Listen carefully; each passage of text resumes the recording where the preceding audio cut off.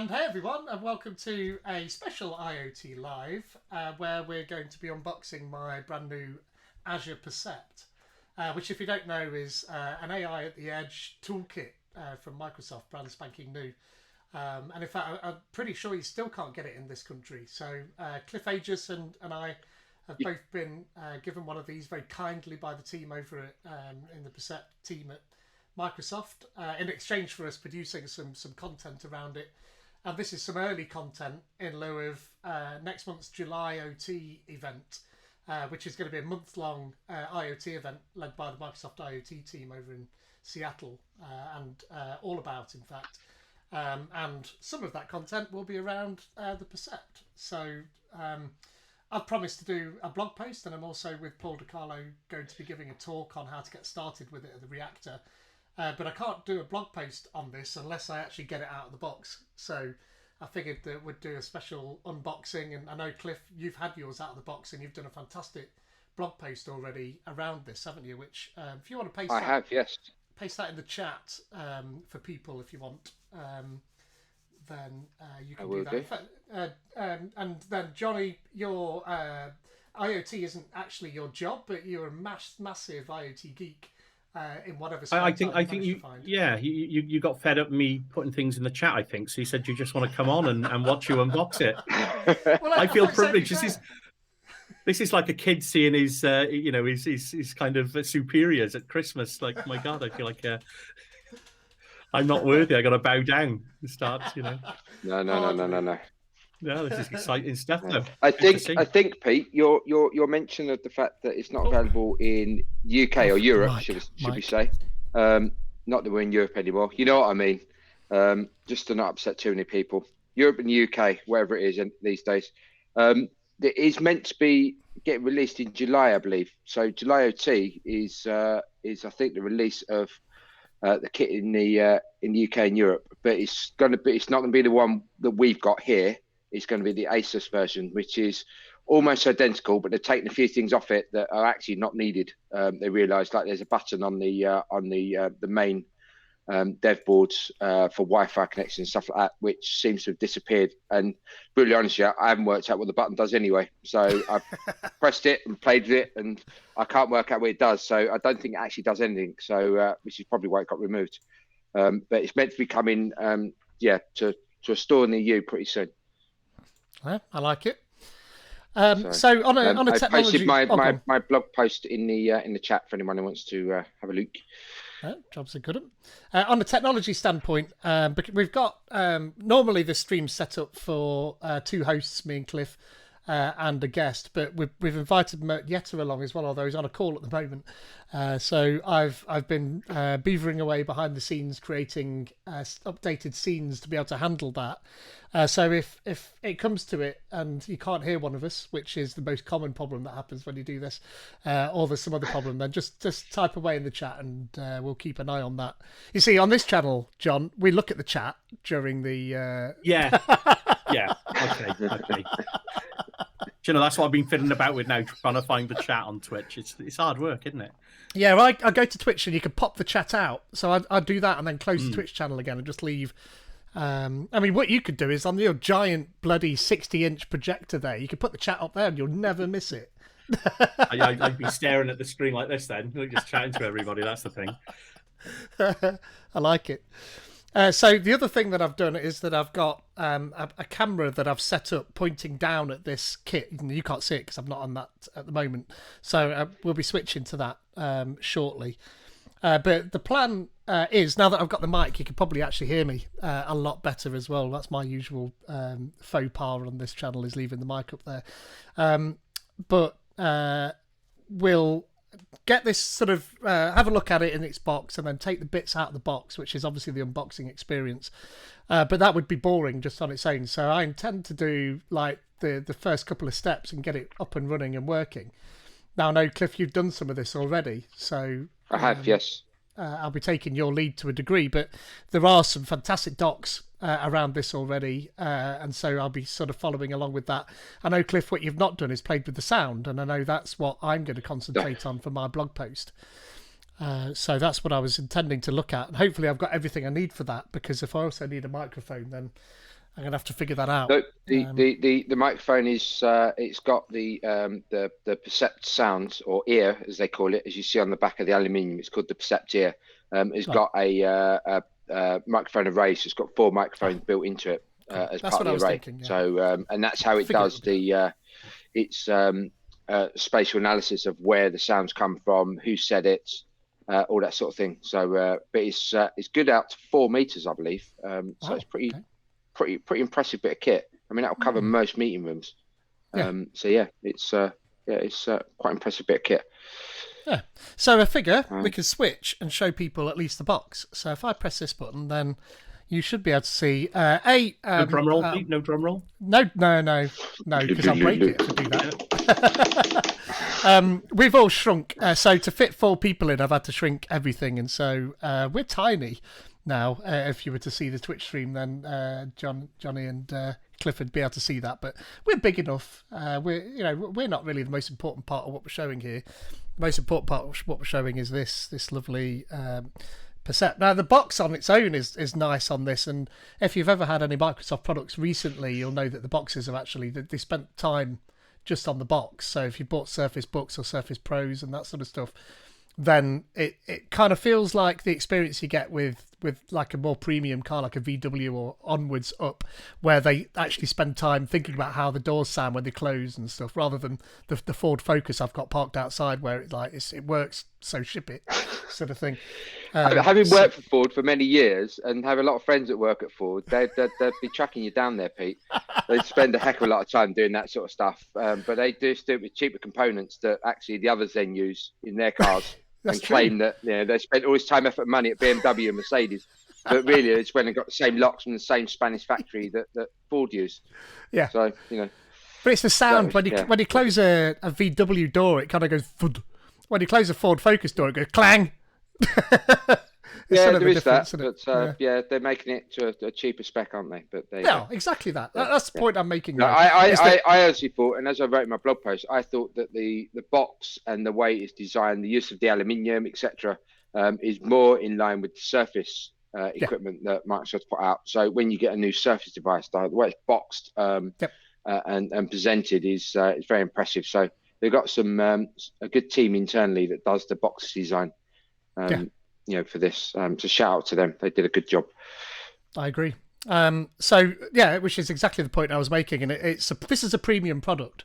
It's not supposed to be cheap and cheerful, and you won't be buying sort of a heap of these in place of Raspberry Pis. That's kind of not what they're meant for. This is sort of premium, not mega premium though, is it? I forget exactly how much they are. 380, I think it was. Yeah, so not horribly expensive, but not pennies either. So that's for what you get. Sort of it's an impressive bit of kit for the price. So let's have a look, see if I can. It's still not available to the UK. Yeah, this is what you get when you go to the UK. In the UK, you get this. You can sign up. So available to UK. And oddly, I get the same page, and I'm sitting in Dallas. So interesting. That's odd. Maybe it knows that your address. If you signed in, I guess, to Microsoft somewhere, then it might know. No, I've just done it in a incognito browser as well, and it says there that it's taken me to the UK one. But there you go. Never mind. It must know. Interesting. Maybe because you've got it set up with a UK keyboard. I don't know. Who knows? So I thought you can do a drum roll now if you want. I was going to open it up now. Obviously, a lot of people have seen the components of these, but we will open it up and show people the insides. It's nice looking piece of kit.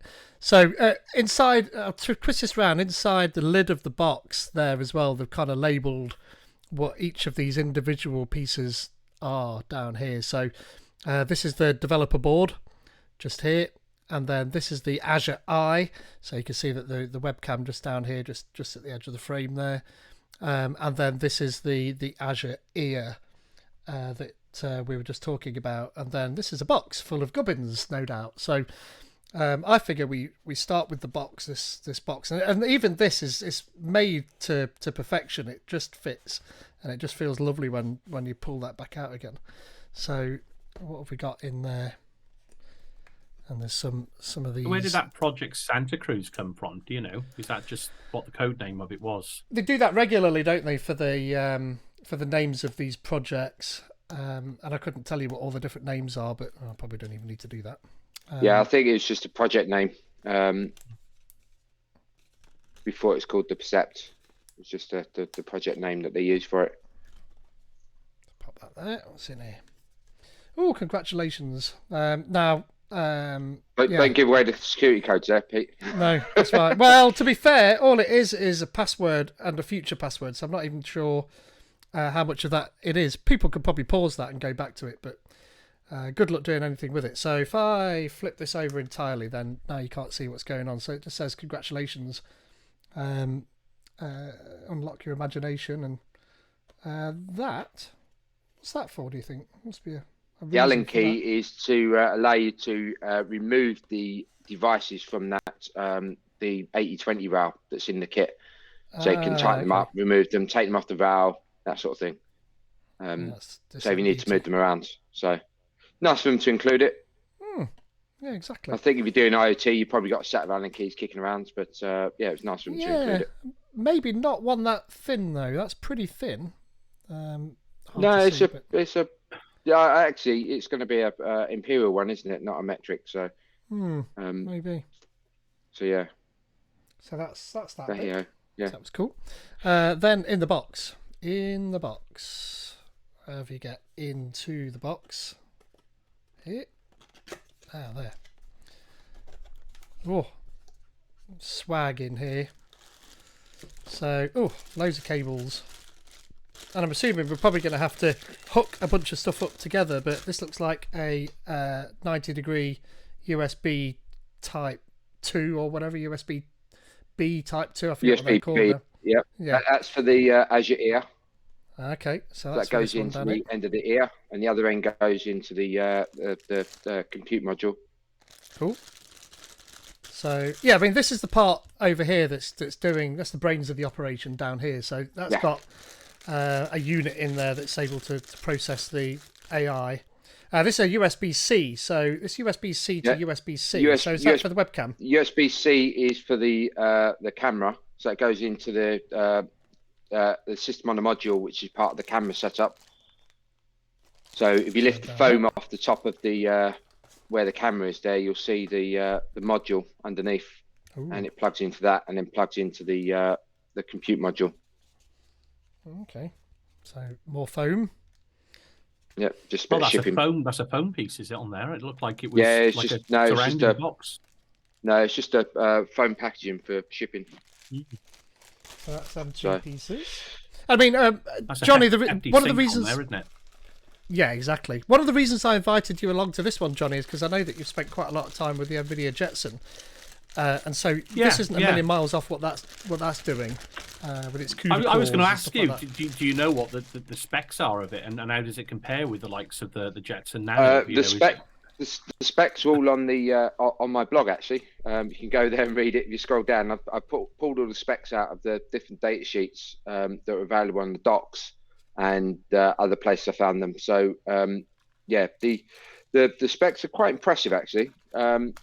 For the price and for what they're trying to do with it. The developer kit boards that is inside that module, the large module on the left there, that's a NXP processor. So it's quite a powerful little edge processor that's sitting in there. And it's got all the TPM, so trusted platform module bits in there, so that it secures the connection. So you're not worrying about using CA certificates, XO509s, that sort of stuff. It's all done with hardware.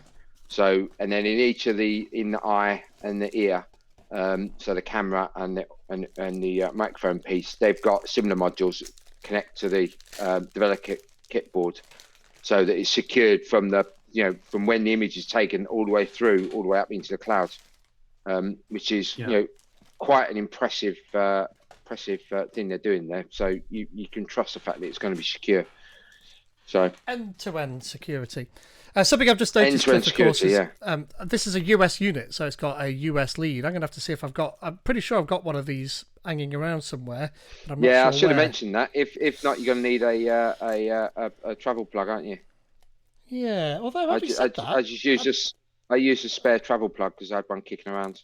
I had one of those somewhere, although it might have been a Euro one rather than a US one, to be fair. So I'll have a look. I'm pretty sure I have got one hanging around. I'll have a look, see if I can find one.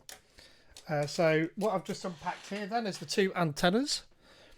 So I'm assuming that they'll just go on the back of here. There's two. It won't be very easy to show. They just screw onto the just there. Connectors at the back there. Yeah. Yep. So do I want to take it all out of this, do you think? Or am I just better off just leaving it in here? You can leave it in. I just lifted mine out onto the bench just so I could get rid of the box. That's a good idea. Yeah, there's no, you don't need to. It's it depends on your little setup there. Yeah, it'd be better if does it just come out? Does the whole lot just come out? Or yeah, it just lifts out. Lifts out. No, it just lifts out the foam. Let's just make some space. It's in there quite rigidly. Yeah, I just noticed that because I tried to take it out and it wouldn't come out. Well, okay. There we are. I was expecting it to be deeper than that, but it's not. So let's move this box out of the way now. It's a very pretty box. I do like it.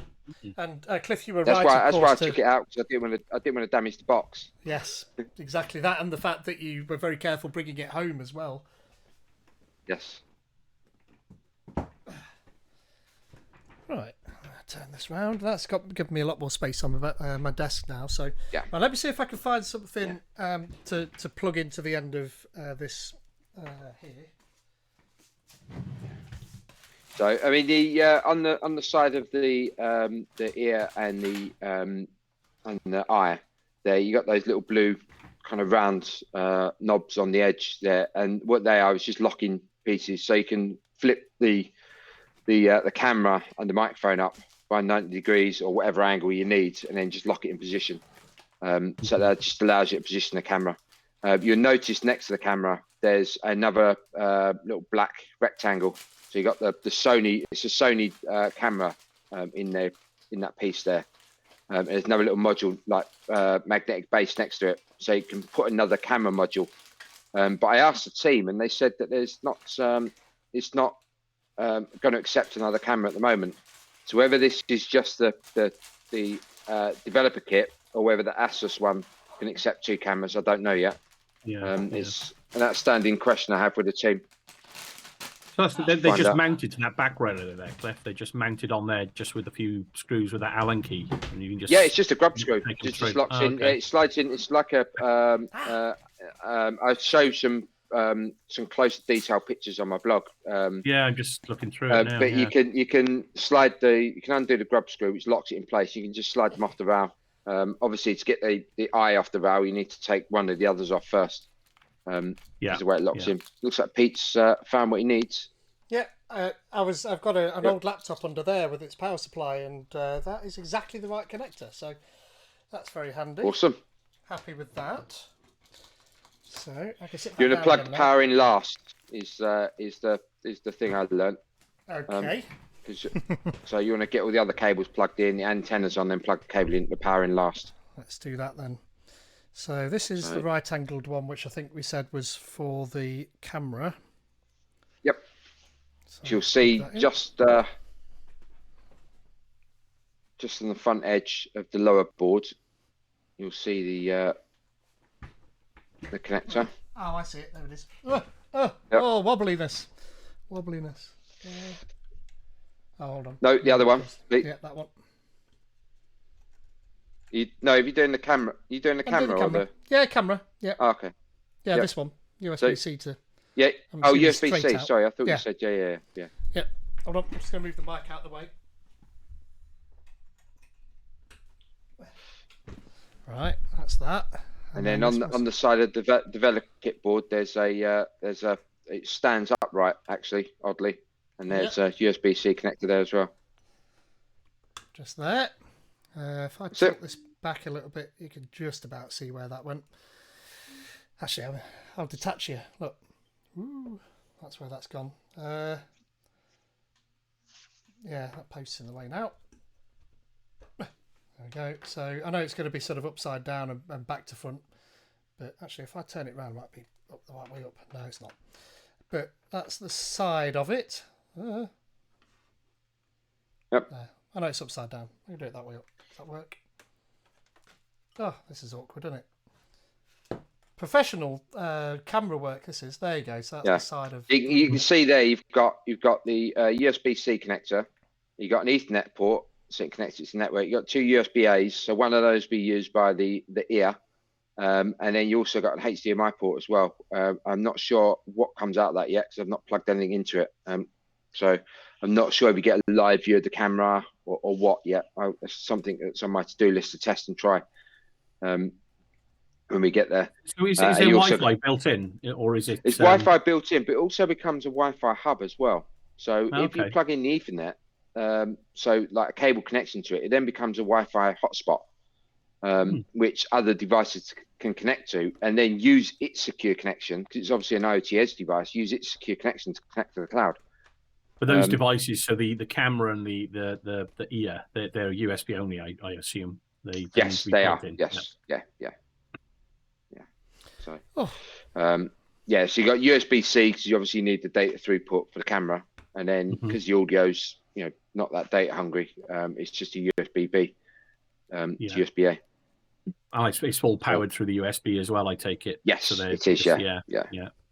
So it's not much. I'm just wondering if it'd be cool. Like, obviously, it makes sense why they put it on that little guide rail, because if you've got a half a meter or a meter USB cable, then you don't want them scattered about your desk, really, do you? Yeah, I guess. Yeah. And I'm just thinking if they, if they had if they had wireless in the camera and ear, almost like RTSP, is it RTMP? Yep. Media. Yeah. Would be an option, but I guess not. So, I think also the reason they put it on the rail is to show the mounting capabilities, because obviously this is designed not for a bench.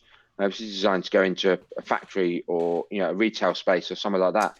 So it's showing off that, because that 80/20 rail is bog standard no matter where you are in the world. There's rack spaces and stuff like that made up of the stuff all over the world. So it's pretty standard stuff. So they're just showing off the fact that you can mount it on your pre-built factory or retail units and carry on.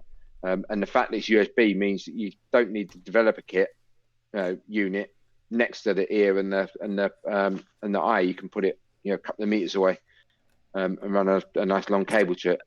So are they? Is that what Microsoft are doing here with this dev? I mean, this is a dev kit, isn't it? At the end of the day, for people to develop applications and scenarios and things. So, I mean, when obviously mounting it in industrial places, obviously the first thing that comes to my mind is would you? It looks quite exposed, doesn't it? So, being that it's a dev kit, I guess it makes sense. Yeah, it does. The other thing is as well is they've designed it such that you would fit it into your own products. So one of the things they talk about when you go through the docs and you look at some of the stuff that has been put together by the IoT team on their Channel 9 and things like this, is the fact that the modules are designed so that you can fit them inside. I think they talk about a kiosk.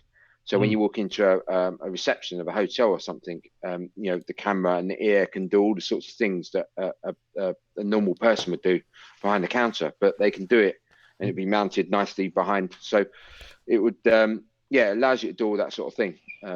Again, and because you've got USB cables connecting them together rather than Wi-Fi, you can then sort of route the cables as needed and put them wherever you need them to be inside your product. So, yeah. So that's there. Because on the eye, you see the heat sink, the giant heat sink that's on top of it. That bit there, Pete. That can be unscrewed and removed, and oddly, it allows for a greater temperature range when that part's removed. I didn't quite work out why, because it looks like a heat sink to me, but it looks like it's you can get a greater temperature range with it removed. I don't know why.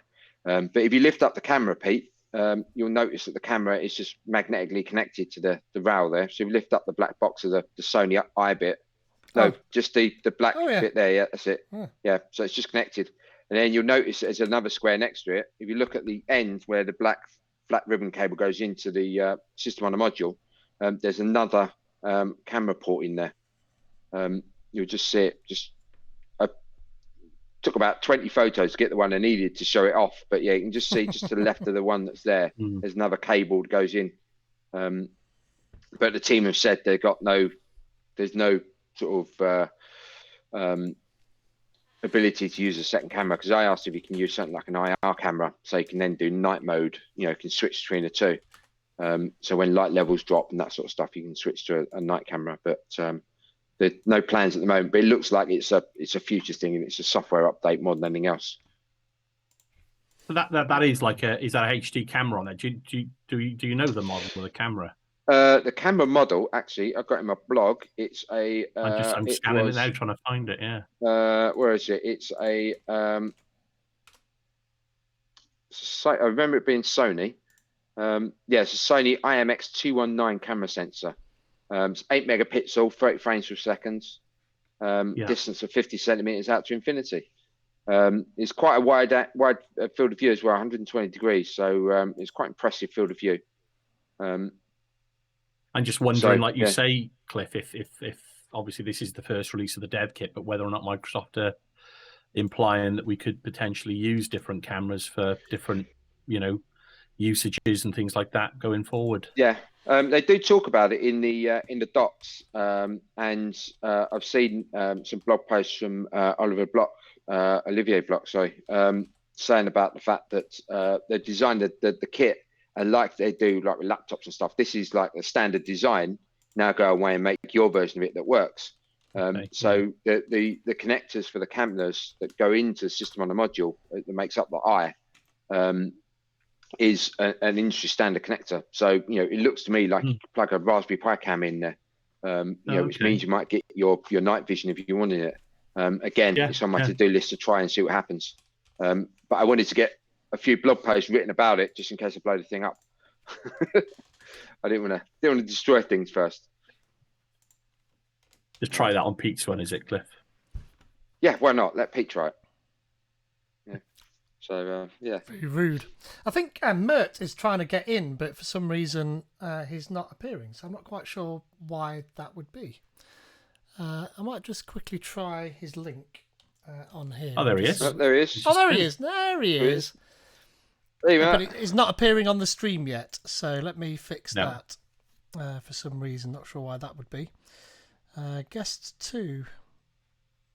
Yeah, it should be okay. It's a bit odd. Let me do it this way. Copy solo link. There we are. Let's paste that in here. And press OK. Still nothing. That's weird. Oh no, something's appearing. Oh no, it was, and then it didn't. And what we can do is we can just prat around with. Oh no, there he is. There he is. Control audio there. So people should be able to see and hear Mert now as well. So he's on. He's on. There he is. Happy days. The wave now. Hi, Mert. Hi.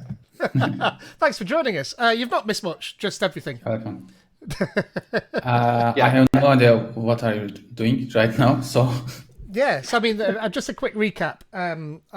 Cliff and I have been given an Azure Percept to play with and to write about, create some content around. So Azure Percept is an AI at the edge toolkit from Microsoft, and it allows you to through the use of this Azure Eye, that if I switch back to my screen sharing down here, then you should be able to see here's the kit, and there's an Azure Eye and an Azure Ear. I think is it Azure Eye and Azure Ear? Is that what they're called? Yeah. If you look if you flip up the aluminium section of the back and look at the back of the where the camera is and the audio array, you'll see they've written on the back in nice lettering to say what they are. Not on mine, they haven't. They're not. No, I've not got anything on the back of mine. Oh, on the back of my, it's definitely on the back of the audio one. I'm sure of it. No, it might be on the back of the audio one. Oh yeah, on the back of the audio you can one. flick but that on the up back as well. Yep. I thought it was on the back of the camera as well. Yeah, nothing. Yeah. Hmm. Yeah. Not so Okay. much. Is it on the back of the? If you lift the whole thing up, is it on the back of the system on the module bit, the lower part of that one then? Yep. Oh, there. Look, it's all the way up there. That's why Azure Eye. It's not on the bit that flips up. Oh yeah, there you go. Yeah, So, I knew it was on there somewhere. Yeah. When I see that bit, when I took out the box and something to look, some reason it reminded me of Thunderbirds. 1, 2, 3. But yeah, Thunderbirds, Let's go. Yeah. So, yeah. for the benefit of what we've done so far is taking it all out of the box, and I've plugged everything together aside from the power. I had to go and find a UK socketed lead for the power supply. I have got a spare socket over to my right, so I can try plugging this thing in. So, to be fair, plugging it in isn't going to do a great deal because then I need to connect to it, and I'm guessing it'll broadcast its own Wi-Fi connection. Yes, it does, and the you then connect to it like you do with most IoT things. You connect to that Wi-Fi and then tell it your home Wi-Fi's connection details, and it connects to your home Wi-Fi and then onwards to the cloud. Yeah, I'm just trying to think. Unless obviously you got an Ethernet cable, you can plug an Ethernet cable in. That'd be a bit quicker. That's going to be better, yeah, because otherwise I've not got a way of doing it while I'm streaming because I'll lose connection essentially. So Ethernet cable will work though. I've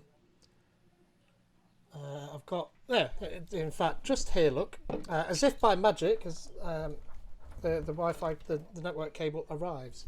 So let me just untangle it from this mess of wires that I've got over on the right-hand side, and that's going to save a lot of bothering around. So, and this is the dirtiest network cable in the world as well. But hey, you don't mind. Why is it, Pete, that we put network switches in such awkward places, eh? Why don't we put them somewhere that we can get to really easily? The network switch. I do the same thing. Position. My network switch is you probably can't see it, but it's just up there in the corner of my office with a bunch of wires all hanging off it, and the switch is kind of like hanging off of all these wires. It's not pretty. I don't pretend it's pretty. They never are. They're always just like hung there in the corner out of the way. If you do it for a client, it would be beautiful, like those gifts you see. Yeah, all dressed in leads and cable tied in nice and neat. Yeah, exactly. Yeah. So next, but in your own office, you just lash it up, don't you? Yep, exactly. Right. So the power is on the opposite side, and it's a bit fiddly to get into. But it's easier if you lift it's underneath the there, in there. So it's easier to do it from underneath the rail, I found. Yeah, so you lift it up and do it from underneath where the eye module is, then you'll be able to kind of move it in, because otherwise it's the heat sink of the eye system on the module gets in the way. It's looking which way up it goes that way up. Yeah, it's keyed, so you can't get it wrong. Yeah. He says as it generates smoke and billows away. Oh. Yeah, it is that way up. It's just awkward, like so. This is. Ah, there we go. Oh, lights. Yeah. Ooh, lights. They have lights and power.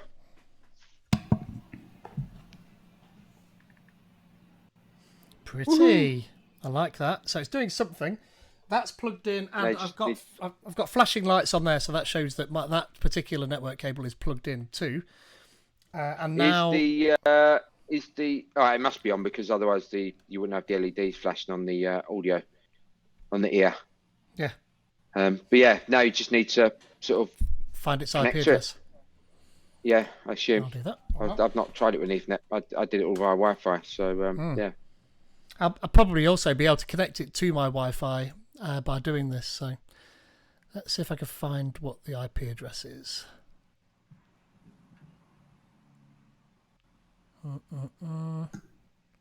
Delving deep into his home network now. Yeah. Does it come with any kind of pre-built things, Cliff? When you put it in there, does it come with like pre-built application or models? It's you have when you connect it to the cloud and set it all up, and that's the bit I'm not sure how you do that with Ethernet actually, because when you connect over Wi-Fi, it actually takes you through a connection system that connects it to an IoT hub, and if there's not one there, it creates one for you.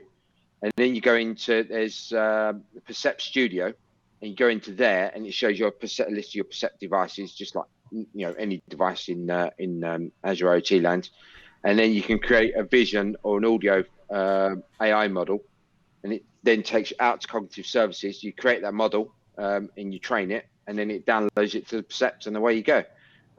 Literally, if you kind of knew what you was doing and took it out of the box, you could have it from box to running an AI model in less than 10 minutes. Messed around. I did it in under 20, and then went back and redid all the steps, but took loads of photos for the blog.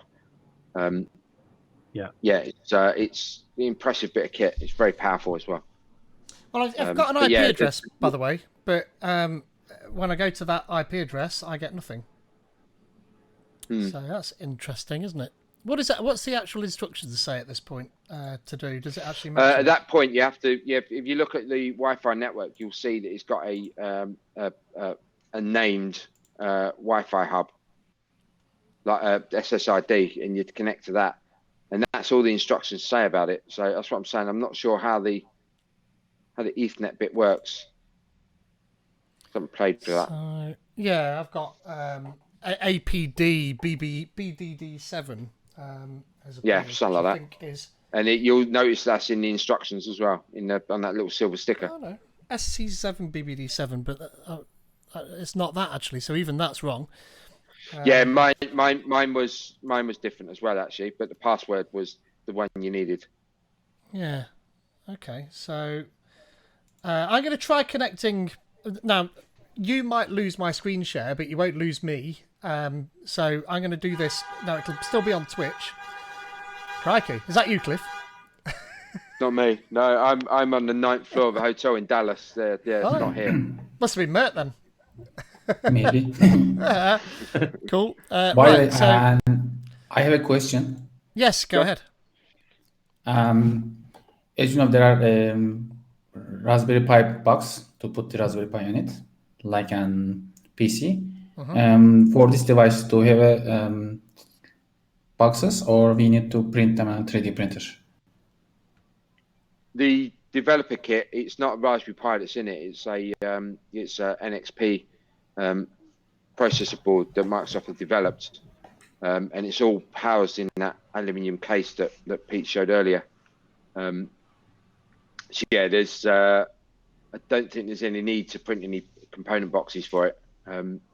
But if you take it out of that because you're going to put it into a built system, then you probably would be 3D printing or manufacturing some boxes and components to hold everything in the right place. Okay, thank you. There is a setup over Ethernet, is there? There is. I'm just about to put the link in the chat. I think Dean just found it now. I think he's Googling for us in chat. Yep. So that should be. There we are. That's the link on the screen. And hey, Dean, nice to see you. That should be the link just there. So what's it say? Identify your dev kit's IP address. I've just done that. Oh, via SSH. Oh, geez. Okay. From your network router, blah blah blah. Via SSH, plug in the Ethernet cable. Oh, okay. Oh, blah blah blah. Use the nmap tool. Launch the exploit. Plug the Ethernet cable into the dev kit and the other end into the router. Power on the dev kit and open a web browser and paste in your. Oh, well, I'm pretty sure that's what I've just done.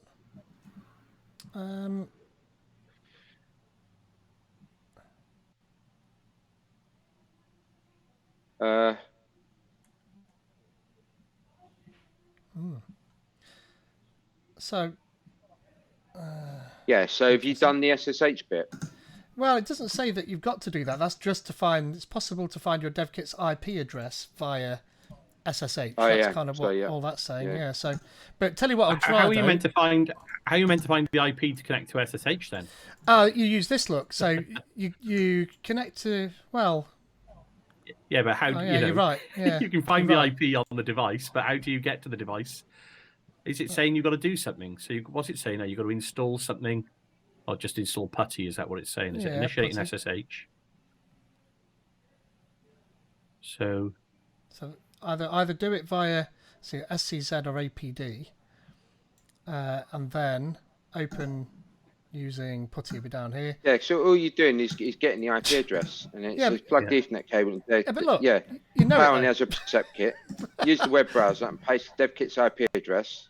Setup experience should launch in the browser. Yeah, it doesn't. So I'm going to try this. Let me try my IP address here. So that's this one. There. Johnny's right. The instructions are telling you to find the IP address by dialing into the IP address of the Percept. Has Mert disappeared? Pull request. He has. Mert has disappeared. He's had enough. So let's try that. Let's see what this does. It's not going to work either. Network connection refused. So either that's not the IP address. Oh, he's back again. No, it's back. According to this, he's still there. He's just not showing up in our realm, and he's not showing up down in. That's weird. Guess to. Yeah. Let's try. Oh, I don't know. Add to scene 1. Let's try and see if that does anything. No, doesn't do anything. Yeah, as Dean's suggesting, maybe you do need to log into SSH to turn on the HTTP first, do you? Or? Yeah, no, you don't. But even that I can't do. So let me just make sure that I'm going to do a test. I'm going to unplug this and just make sure that this disappears from my list of devices. Maybe I'm not looking at the right device. Oh no, I am. Oh, AP. That's normally my trick. No. Yeah. I know. I've found it. I've got it. It's 96. It just didn't appear in my list of devices very fast. That's why.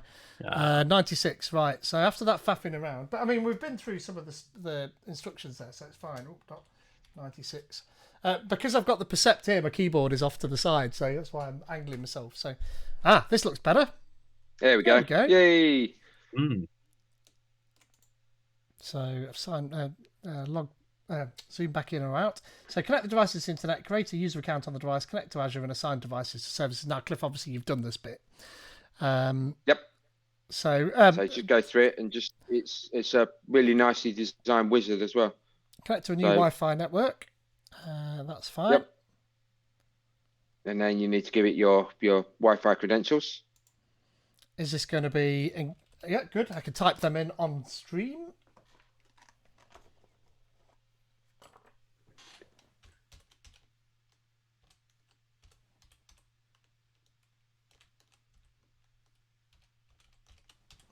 Go, that should be fine. Click next, see what that does. Assuming I typed it incorrectly. This is quite a nice setup experience, isn't it? So that it is, yeah. And as you can see, the images there are the Asus version. So you can see it's actually, Pete, go back. You know, it's the eye there. It's got 2 cameras on it.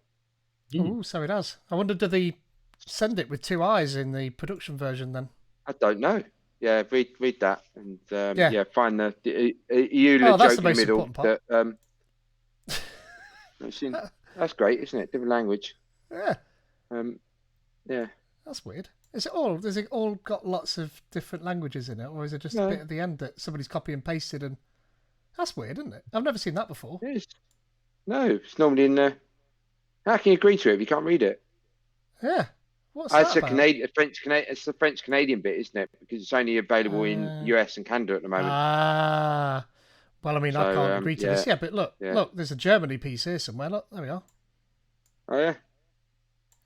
Interesting. And there's the Canada bit that you were talking about, and Australia. Yeah. So video codecs. Yeah. Okay. Yeah. Okay. Next. Happy with that.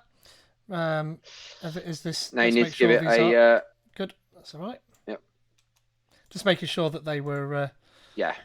So this is you're giving your device a secure username and password, so you can connect to it if you need to.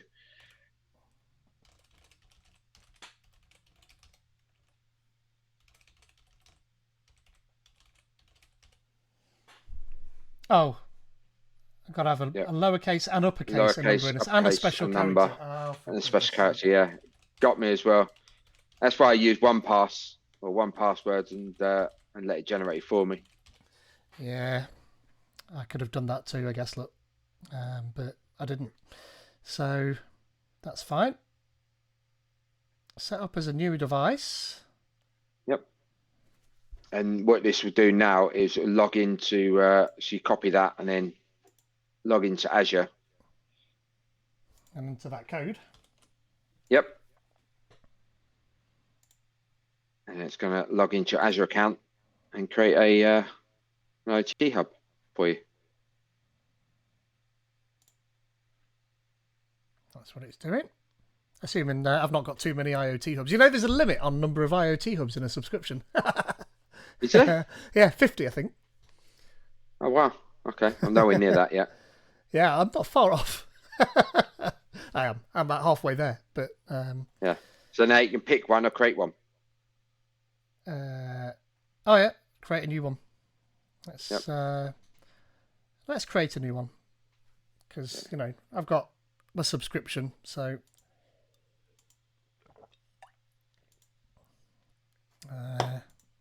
resource Give it group. a new resource group. It's at the bottom. Create a new. Just there. Let's call it Percept. North Europe. Yeah, not UK South because that broke. Yeah, exactly. Actually, I mean, UK South tends to get stuff last as well. So I'm going to leave that. In fact, let me go back there. I'm just going to leave the link, the intro link on the screen there for people should they need it. IoT Hub name Percept Hub 1 because, you know, pricing tier standard. You could use free here, but you can only have one free hub per subscription. Yep. And I've definitely used that. So I can't do that. But you can't use basic. Now, the reason why you can't use basic is because this is an IoT Edge unit. And the only time you can use IoT Edge is either with free or standard tier IoT hubs. And if you want to find out a little bit more about that, you can go and watch my Pluralsight course. Nice plug. It also heavily uses digital twins as well. So, how does it? Yeah, it heavily uses digital twins for all the connection stuff that it does. So you find yourself in digital twins. So yep, there you go. Happy days. So it says it's because it's in Canada. Yeah, that's fair enough, Dean. Absolutely. I was just going to paste a link to my Pluralsight courses. Where is it? Which have been recently updated, I believe, Pete? Indeed, they have. This one, I think, is the complete I forgot what it's called. OD Learning path. domain No. covered by all the Pluralsight courses now. Yes and no. Everything that we'd planned on doing is there, aside from the introduction and preparing for the exam. So that would be sort of the start of it. But there's been a new section added to the OD on digital twins, and so that's not there at the moment. But it's just that Jürgen posted on Twitter earlier today that, you know, congrats Pete and well done, and that now completes the AZ220 course learning for Pluralsight. And I was like, there's still a lot to do. If you go to that link, then you'll see it does, essentially, because everything is now there. There's no coming soon to it, but that's because Pluralsight haven't updated that learning path for the new bits. Right, okay. So he's right and wrong at the same time. But first thing I need to do, though, is I need to update a few of my courses for that new objective domain document. There's been quite a few bits that have changed. So I've got 3 courses that I need to update first. And then I've got the remaining 4 parts to this certification learning path need doing then. And as far as I'm aware, I'll be allocated those. But obviously these things take time. But that's what that is. So go to that link and you'll find that whole learning path in there now. So that's that part. So we're ready to create the new hub. We can do that. Deployment is underway. I like this. This is using ARM templates under the hood here somewhere, I guess, and embedding an iframe. I bet this is an iframe running in here as well. But yeah, it's very very nicely done. Yeah, I like it. Yeah, and you can learn more about the IoT hub there and the Azure pricing. And if you're in the chat and you've not got a Pluralsight subscription and you do want to go and watch those courses, hit me up on Twitter and let me know, because I've got some 30-day full access Pluralsight trial codes that I'm happy to give out to people. So do let me know. Obviously, in return for you going and watching the course, that just obviously makes sense, doesn't it? But goes without saying. By the way, it looks like while that's deploying, you might as well look at it. So this is the whole certification prep path. This path will help you prepare for the certification exam. So my videos start here. So these first 4 videos are mine, and then we get a different section of the OD. And this is Jürgen. He's created some awesome courses there too on implementing DPS and things like that. Azure IoT Central. And then Reza, he's got this next section of implementing Edge, and then back which to is what Jürgen. we're doing today. It is indeed, yeah. And then Jürgen has got process and manage data, and then I've got monitor, troubleshoot, and optimize IoT solutions down here. This is the course I've just released last night, the exam alert for that. And then down here, James Miller, he's created the implement security section. And so we'll have another 2 courses and an exam alert for this extra section of the OD to come. And then right at the top, we'll have the introduction, and then as much knowledge as I can get out of Johnny's brain for preparing and taking the exam. Because Johnny is the only person I know personally who's taken it and passed it, other than Paul DiCarlo. Yeah, it's good. So how long's the complete video content then? Does it show it on there? Yeah, 2 hours 16 minutes according to that, which I find hard to believe. No, that's how much you've watched. Possible. That can't be right. It's No. more than 2 hours of content. I think way that's more the than 2 first hours of section, content. Pete. Yeah, That's you're the right. first section, isn't it? Or maybe I've started videos that total 2 hours and 16 minutes, and I've watched an hour and 15 of the ones I've started. I think that's more likely. But what does it say? You minimise Is it in each the of those about bit? things. No, it doesn't It doesn't actually say say, in does it? there. I just No. wondered. I was just curious how much.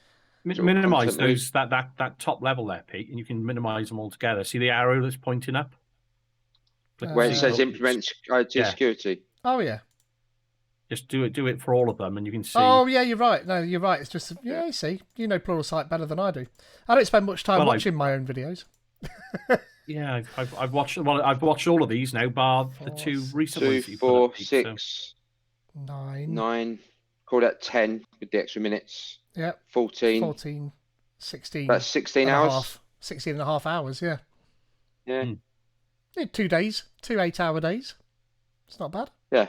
I've been binge watched. My courses aren't doing too badly. I do need to do mine, but it's just finding the time. So it's far too much. Pluralsight is the new Netflix, eh? Yes.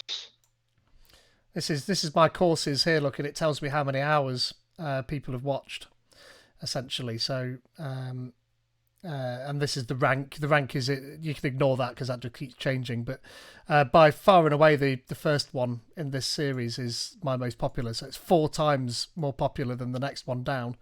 So yeah, it's not done too badly, really. There's not a lot of other videos that I've seen, Pete, that follow the OD like you've done now in Pluralsight. There's not, there's the odd YouTube series here and there, but nothing quite so comprehensive out there for 220, is there? For AZ220 specifically, you mean?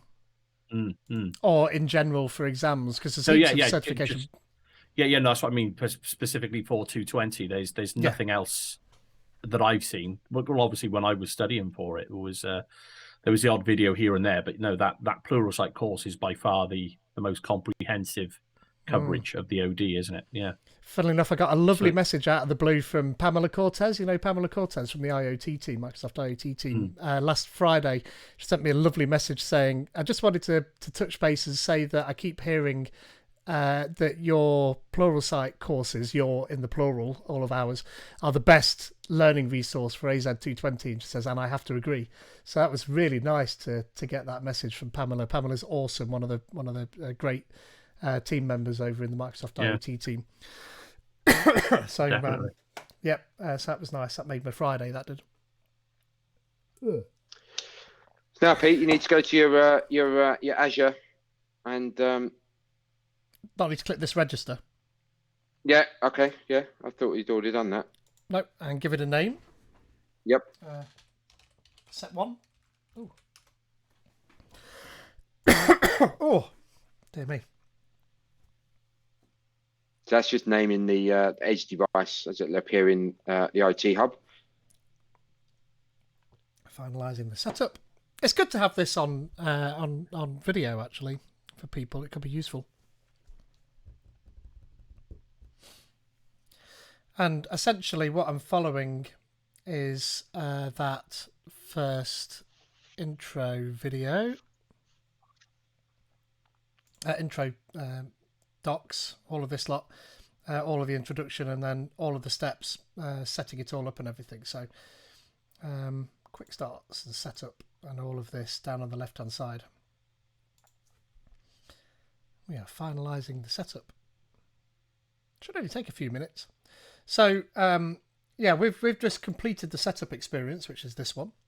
So let's make a bit.ly for that and share that one.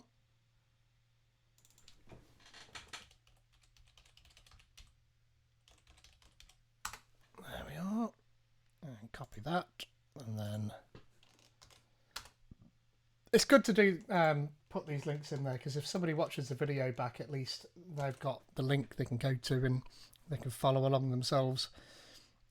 So yeah, this is all about all the prereqs, and we'll need an Azure account. Obviously, we didn't do that part because I've already got an Azure account, but you can follow along and do that. You can create yourself a free Azure account, and you can use a free IoT Hub tier, and you're off and running without having to pay anything, which is nice.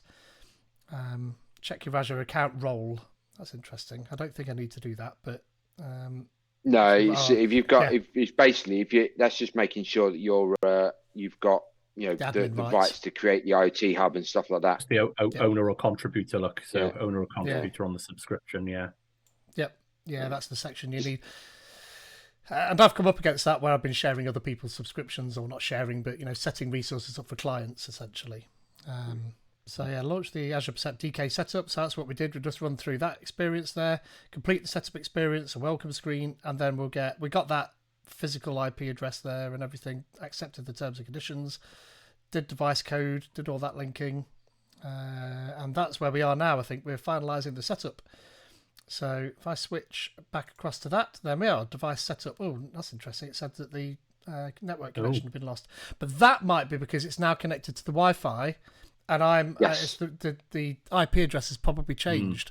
So it did say it changed the address to 2. I think it said 254 earlier.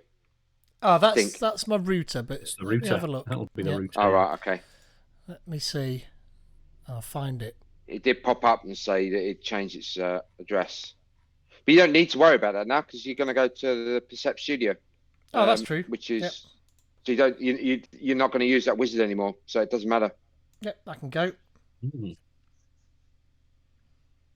I do like the new Azure logo, by the way. It's yeah, I do as well, actually. So you can see there, you're in the Percept Studio, and on the left, you can create a vision or a speech project. If you click on devices, you should see your device. There it is, connected. How cool is that? So it's cool having somebody that's done this before sitting on the call as well. So appreciate that, Cliff. It's good. It's odd me being the one that's done it before and not you, because you're normally the expert here.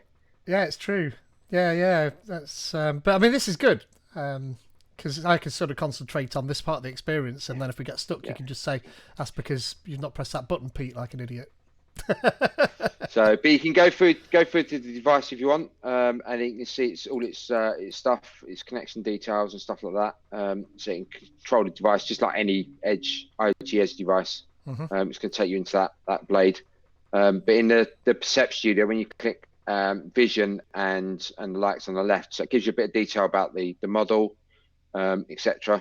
It does say updates available, but actually that software version is the latest and greatest. I've just finished writing a blog post that I've just got a thing about doing over-the-air updates. You can do it via USB, but if you think about having these kits out in the field, in a factory or in a kiosk in a hotel or meeting room or something like that. You don't really want to wander along with a cable every time.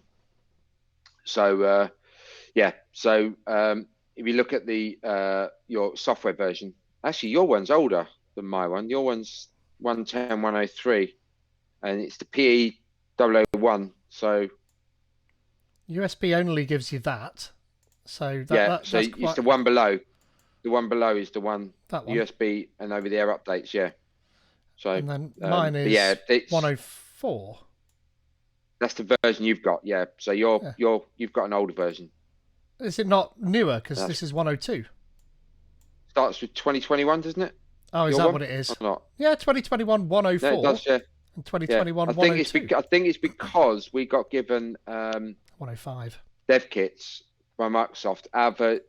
Our version is like an internal build. Yeah, but it looks like there is a new version, 105. Look, as you've said. Yeah.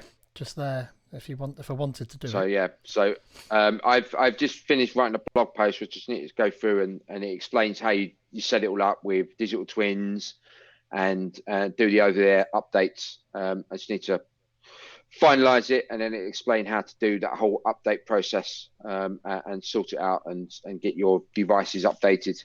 Because obviously, if you can do over-the-air updates, you can then just push the update package and manifest file, which you see on that post a moment ago. You can push them up to your container, and digital twins will pick it up and then distribute it out to all your Percept devices that are connected to your IoT hub. So it's a very clever system. And obviously, we've only got one device each, but if you're building a project that's got 20, 30, 100, 200 thousands, you obviously want to make the update simple and easy, and doing over the air updates is really, really cool. So but there'll be a blog post dropping for that as part of the July OT stuff, so you'll see that coming soon. Happy days. That's cool. I like that. So yeah. So if you go back to the Percept Studio blades, and then you'll be able to click on the left to do a vision or a speech one. Well, let's start with vision anyway, because hammer or screwdriver, that's cool. So is this a pre-trained one, or is this one you've done before? No, I've not done this. That was there already. Oh, I didn't have that one. It's just that your resource has got PG. Yeah, it's in a resource group. Look, it's created it. It's part of that, hasn't it? It's done that. Okay, it must be new then. I didn't have that. Unless no. This is old. So I created this for a talk that I gave ages ago, and it's remembered it. So this is custom vision, obviously, and I created a hammer or screwdriver custom vision. I trained it as part of my talk because there's that MIT data set that you could make make it think a hammer's a screwdriver and a screwdriver's a hammer, just depending on where you had it. So okay, I already created some. Let's have a look. Opening custom vision. Yeah, let's have a quick look at that. I agree. I agree. I've not looked at this in years. So there we are, hammer or screwdriver. Yeah, so there's a bunch of hammers and a bunch of screwdrivers, and I'll have tagged those with the right things. So that's screwdrivers, and that one down there will be hammers. There we are. Yeah. And there is a picture of a hammer on a bed, essentially. Let's see if I can find that, actually. Do you want to Google that? Yeah, I'll be a little bit... Yeah, there we are. Yeah, brave. It might be a little... Yeah, very brave. There we are, look. So it was this, look. It was this data set here, look. So designed to fool AI, so... that had fallen over, and there was someone holding a hammer, and a hammer on a bed was the one I was talking about. So and there they are. Look, there's a bunch of them. Somebody put a chair on a bed as well, I think, somewhere, and stuff like that. So during my talk, I gave this talk, and then I had a hammer and a screwdriver, and I showed it that it would work with custom vision. But then when you showed it that image, it just didn't know what it was. I think it's called it a screwdriver. Part of the problem is it can't see the claw. The claw, exactly, the claw. So yeah, ObjectNet, that's it. So yes, that was interesting. That's why I created that data set. So that's already there. So I mean, I guess we could use this, couldn't we then? If you've got a hammer and a screwdriver kicking around, yeah. Yeah, I'm in my office, so we can absolutely do that. So what do I need? Do I need to do? Evaluate and deploy? Is that what it is? Oh. Yeah. So select the right thing. Percept 1.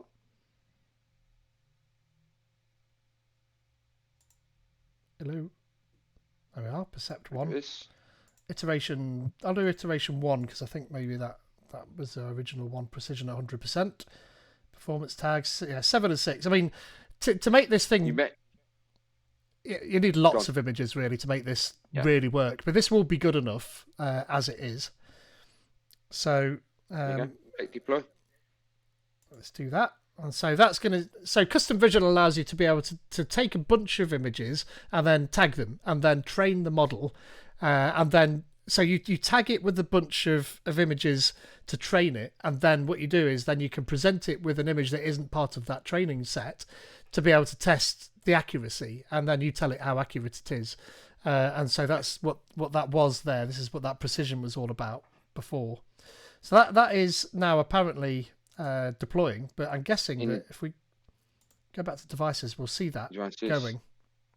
Yep. You can do, I think it's in there, you can open up the View Live Telemetry. It should show you the camera vision. So now if you show a hammer. Well, if I show my hand first. See, I've not trained it with nothing either, so not sure. This is going to be pointing directly up as well. It might be that I need to point it at something that's not the ceiling. Just, I seem to remember it being a live video stream rather than that looks like a JSON. Go to this maybe. Thing. Yeah, view your device stream. There it is. That's the one. Your device must be on the same network to view the stream. Well, that's all right. Is it opened in a new tab? No. Where is it then? Hello. Can't click that. Let me come out of full screen a second. Oh, it's still deploying, so that doesn't help. Oh, right. Okay. While it's deploying, I'm going to go and get a hammer and a screwdriver. Good idea. I was going to say then, have you got a hammer to hand? So we've lost Mert. Anyway, Mert disappeared. I don't know what happened to Mert. Oh, there's something. Who's typed that in the chat? Can you hear me? It wasn't me. Must be Mert then. Ah, Murphy's back. There he is. Murphy's back. Well, as if by magic. Hey, welcome back, Mert. I just noticed the chat had a little bubble by it. So this is actually deploying all of those containers then, Cliff, down to the edge device. Yeah, so sending all the bits down to the edge and storing them on there. Yep, we can hear you, Mert. Can hear you, Mert. Okay, I am talking to myself, I think. And I have 2 questions. Oh, so were you sitting there the whole time and you thought we were ignoring you? Yes. Oh, Mert, I feel really bad now. I'm sorry to hear that. Well, we weren't. We love you, Mert. We wouldn't ignore you. Okay. May I ask my questions now? Yeah, go. Yep. You show some counts for the image for hammer and screwdrivers. Yep. Is there a recommended minimum amount? Yeah, well, depends on who you speak to, but certainly if you speak to Paul DiCarlo, then you'll want like 30 to 50 plus images to make it a decent model. Now, John, you probably have a better understanding of that than I would. No, I think, well, when I was doing it, I followed Paul's recommendations to try and get like that baseline. But it's like anything. I think the more images you can show and train, the finer tuned you're going to get the accuracy. So it depends on what you're trying to train the model for. But basically, the more time and effort you've got. Like what I did when I was, I followed Paul's instructions really from a camera feed, looking at a road and looking at cars and vehicles going by. I just set a script up to kind of capture images every 10 seconds. So it would capture over like a few hour period. And then whatever it is you're trying to tag for, I went back in then and actually looked. So if you imagine, I just had a folder full of images. So all the thumbnails, whenever I spotted there was something different, I was pulling those images out and tagging them. So it's quite a long process. But yeah, the more that you can do, the better. Yeah, you don't actually need to do that anymore. You can, we'd say anymore with the Percept, you can set it up when you're doing the training, and you can tell it that you want it to take an image every 30 seconds or every 10 seconds or whatever, and it will do it for you and put them all into. It's literally a click of a button, and put them all into cognitive services ready to be trained. You were. This is on your end video though. You were talking about, isn't it, Johnny? Yeah, well, yeah. Johnny's end video. Yeah. It was using the same custom vision. Yeah, same custom vision. Yeah. But it was all done within, because the Percept is all part of it. It was all doing it within the dev kit. Look at the worm! Look at the worm as a Team 17 worm. That's perfect. Looking down at you. Yeah. Like everyone does. Oh, I love it. Right, what now you need a hammer. I'm just gonna tip it up a little bit. It's interesting. It says hammer at the top there, 0. Why not screwdriver? Yeah, that's true. I'm not sure, but there were hammers and screwdrivers in it. But let's see. Hang on, I'll just move my mic back a bit.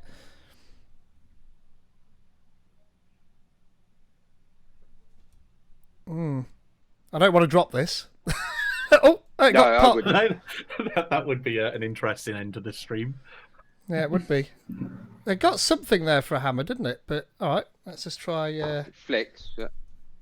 This might be because your images, Pete. Yeah, blank background. Yeah. Right, I can fix that. Hold a bit of A4 paper behind it. Yeah, I got that. Still not gonna. I don't think I'm gonna be able to do it. Let's try it. It's gonna get too close. A bit too close. Oh. Right. Yeah. Is it? Yeah. With the hammer, maybe. Maybe, but the hammer's even bigger, isn't it? What's my options here? Oh, can I? Oh, no, I can't. I wonder. Not going to have enough hands. Could one of you just hold this paper? If I try tipping this to the side, maybe. It's not going to work either because it wants to rotate back again. Ah, jeez. I know I can tip it up like that. Oh, look, you see how the sausage is made now. All right, hold on. Let's move your mic over there. Let's see.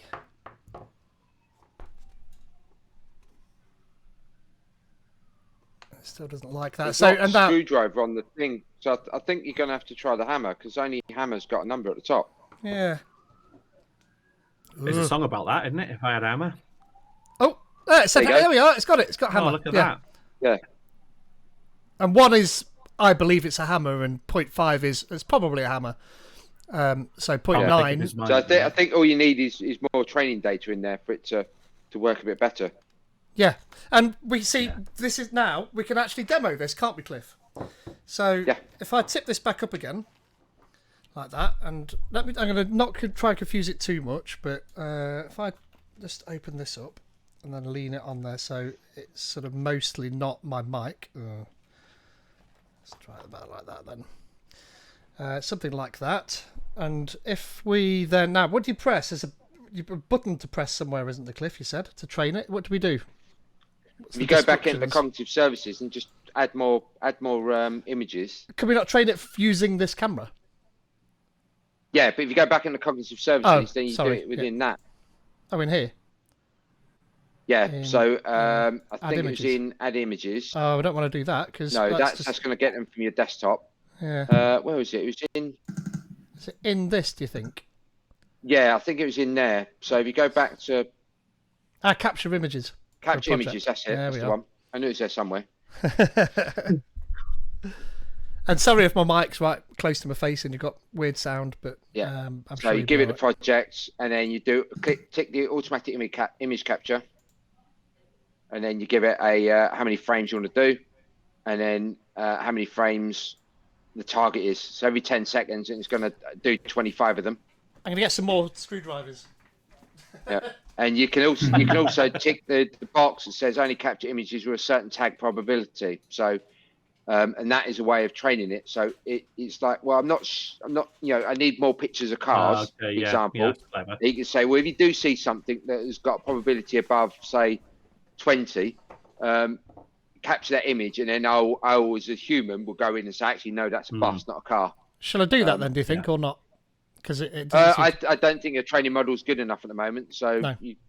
So if you set that, it's going to start doing it straight away. So be ready with your hammer. Well, I'm going to do screwdrivers actually, and try that. Every 10 seconds, it's going to take a picture for next time. It's got 10 times 25 seconds, or 25 times 10 seconds. I'm going to say, does it give you any feedback? I wonder if it gives you any feedback. Maybe it didn't. No, all it did was the images started appearing in the Vision AI model. Not in the AI model, in cognitive services. You might be going a bit too quick there, Pete. Maybe. I'm kind of waiting because if you go to custom vision and open the images, the untagged, you tick untagged on the left. Okay. Yeah, there you go. So it's only captured the one so far. Okay. Is that going to auto refresh? One, isn't it? There's nothing in it. Yeah, that's true. That's a good one to get though. But they start appearing as it takes the images. Oh, so automatically. I don't need It should be automatic, yeah. So. Oh no, there we are. Right, so it's got some of them. Let's do another one. It's going to do 25 images every 5 seconds. I thought it was maybe it's 10 seconds I chose. Every 10 seconds. Yeah. Until you got 25 images. You got 5 so far. Mm-hmm. Okay, so it's got that one actually. It did get one of them. So I mean, obviously it's got to take it locally and then it's got to send it up to the IoT. Upload it, yeah. Yeah, so it will take it a little bit of time to do that. It's quite cool how it does that. I think some of those containers that it's pushing down onto the edge device, onto that device there, is a storage account, and Azure storage account is actually in a module container on that Percept device, isn't it? Yeah. And this is what people are saying. It's using the templating system to do all that for you. So all you're doing is clicking buttons, but behind the scenes, it's doing a whole heap of work. It is very clever how that's working, because all the services you can pull down as a module onto the edge device, they are effectively Azure services, but run locally on the device. Because I know with the Paul DiCarlo stuff with the Jetson Nano, he had the image capture software. He had some image capture software actually built into a container that was on the edge device. So you could do a similar thing, but it was a manual effort. You could manually dial into one of your video streams and click a button, capture the image, send it up to my to this cognitive services project. Yeah. Or then the alternative was, like I did with a bit of Bash script, an FFmpeg, I think it was. Every so many seconds, take a picture and store it somewhere. Yeah, FFmpeg. Yeah. FFmpeg, that's it. It's a long and arduous process, in my experience, what I've done. And obviously with my training my AI cat flap was interesting. That's got some of them. All right, let's just do one more. Let's do this little stubby screwdriver. This is the not fun part of any live stream, is watching somebody hold screwdrivers up to a... and then being as, what have we got? 1, 2, 3, 4, 5, 6, 7, 8, 9, 10, 11, 12, 13, 14, 15, 16. Then I'll do the hammer after that. The new ones appear right at this top left corner. They just take a while, that's all.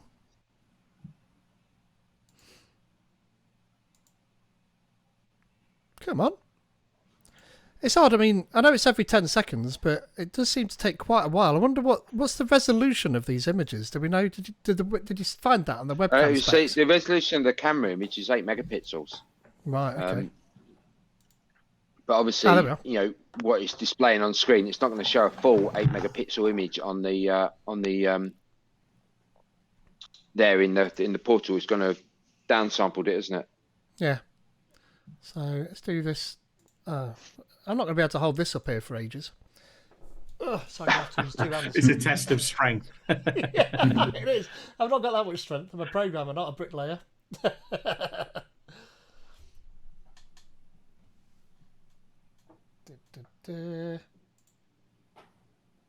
Like you say, Pete, this is the bit that they play just before they work out why the Azure Percept camera has got a smashed screen. Yeah, it is. Yeah, exactly. What happened next?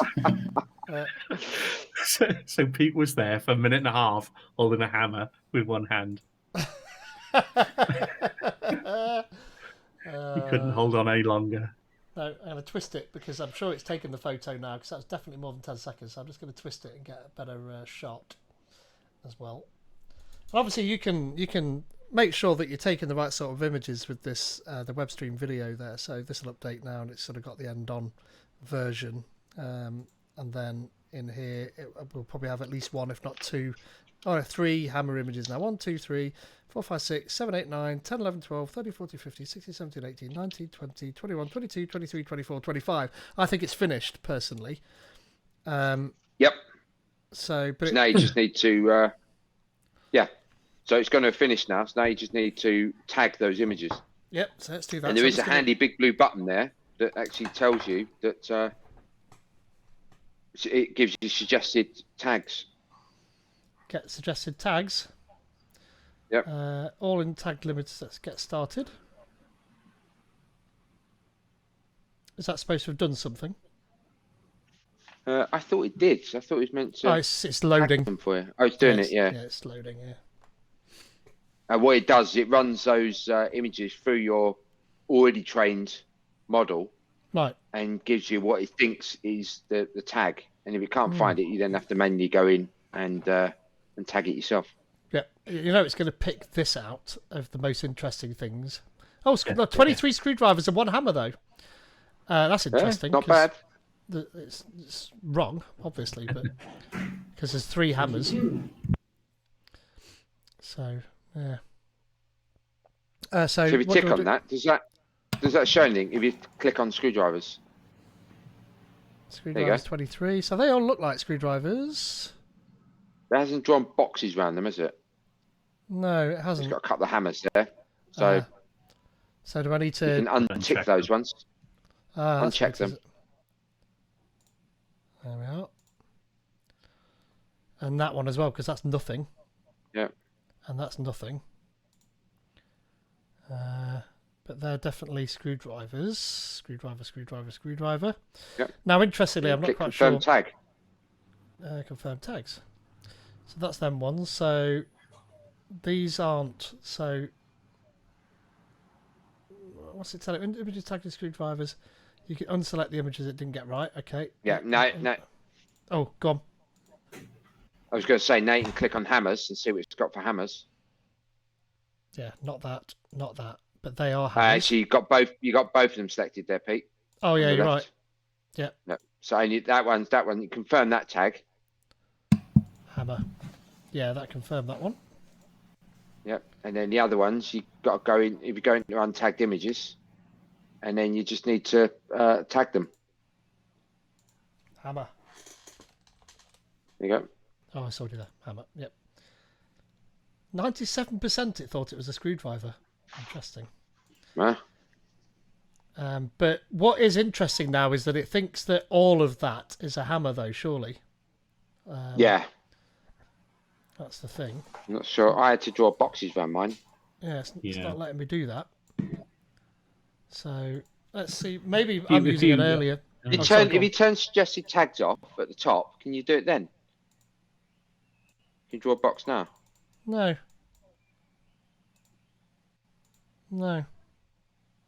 Maybe. What about if I close that? No. Let's do that first, and then just see where that. This was nothing, so we need a new tag, don't we? Yeah.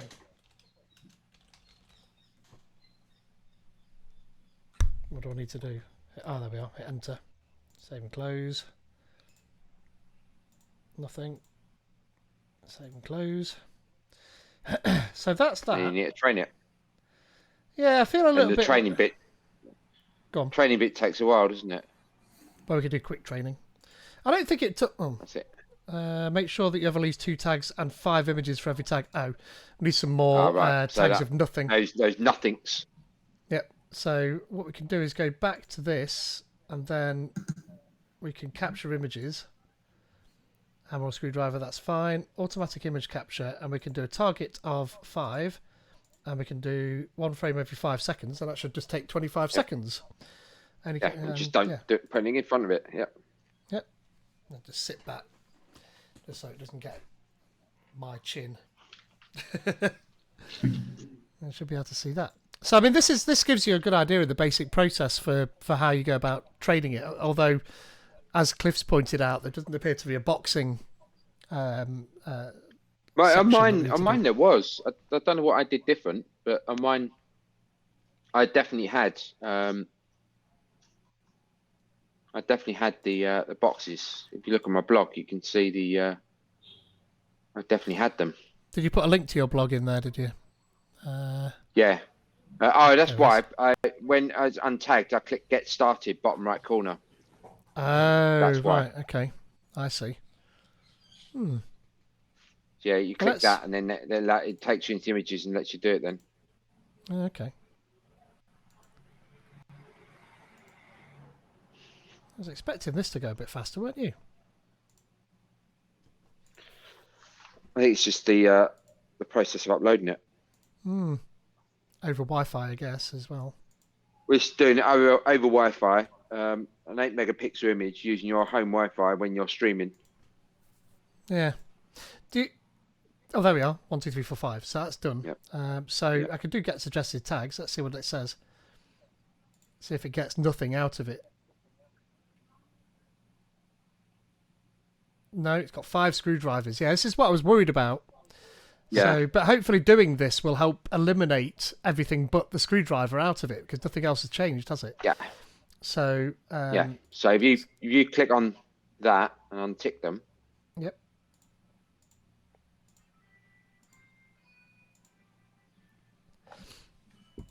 Right, and then I should be able to go back. I clicked. Yeah. That's as much as you can do on that, isn't it? And then. What do I do now? Usually there'd be something to press, wouldn't there? Yeah, I think if you click get started, bottom right, and then you can tag them, can't you?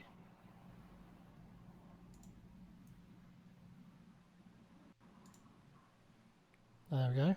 Something like that. Images are tagged to screwdrivers. You can unselect the image that didn't get... Well, slow down there. Please try again in a few seconds. It's kind of not what...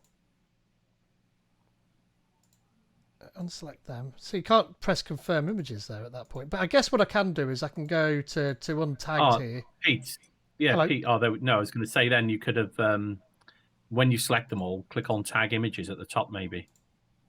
See, it grays out. It grays out when you uncheck them all.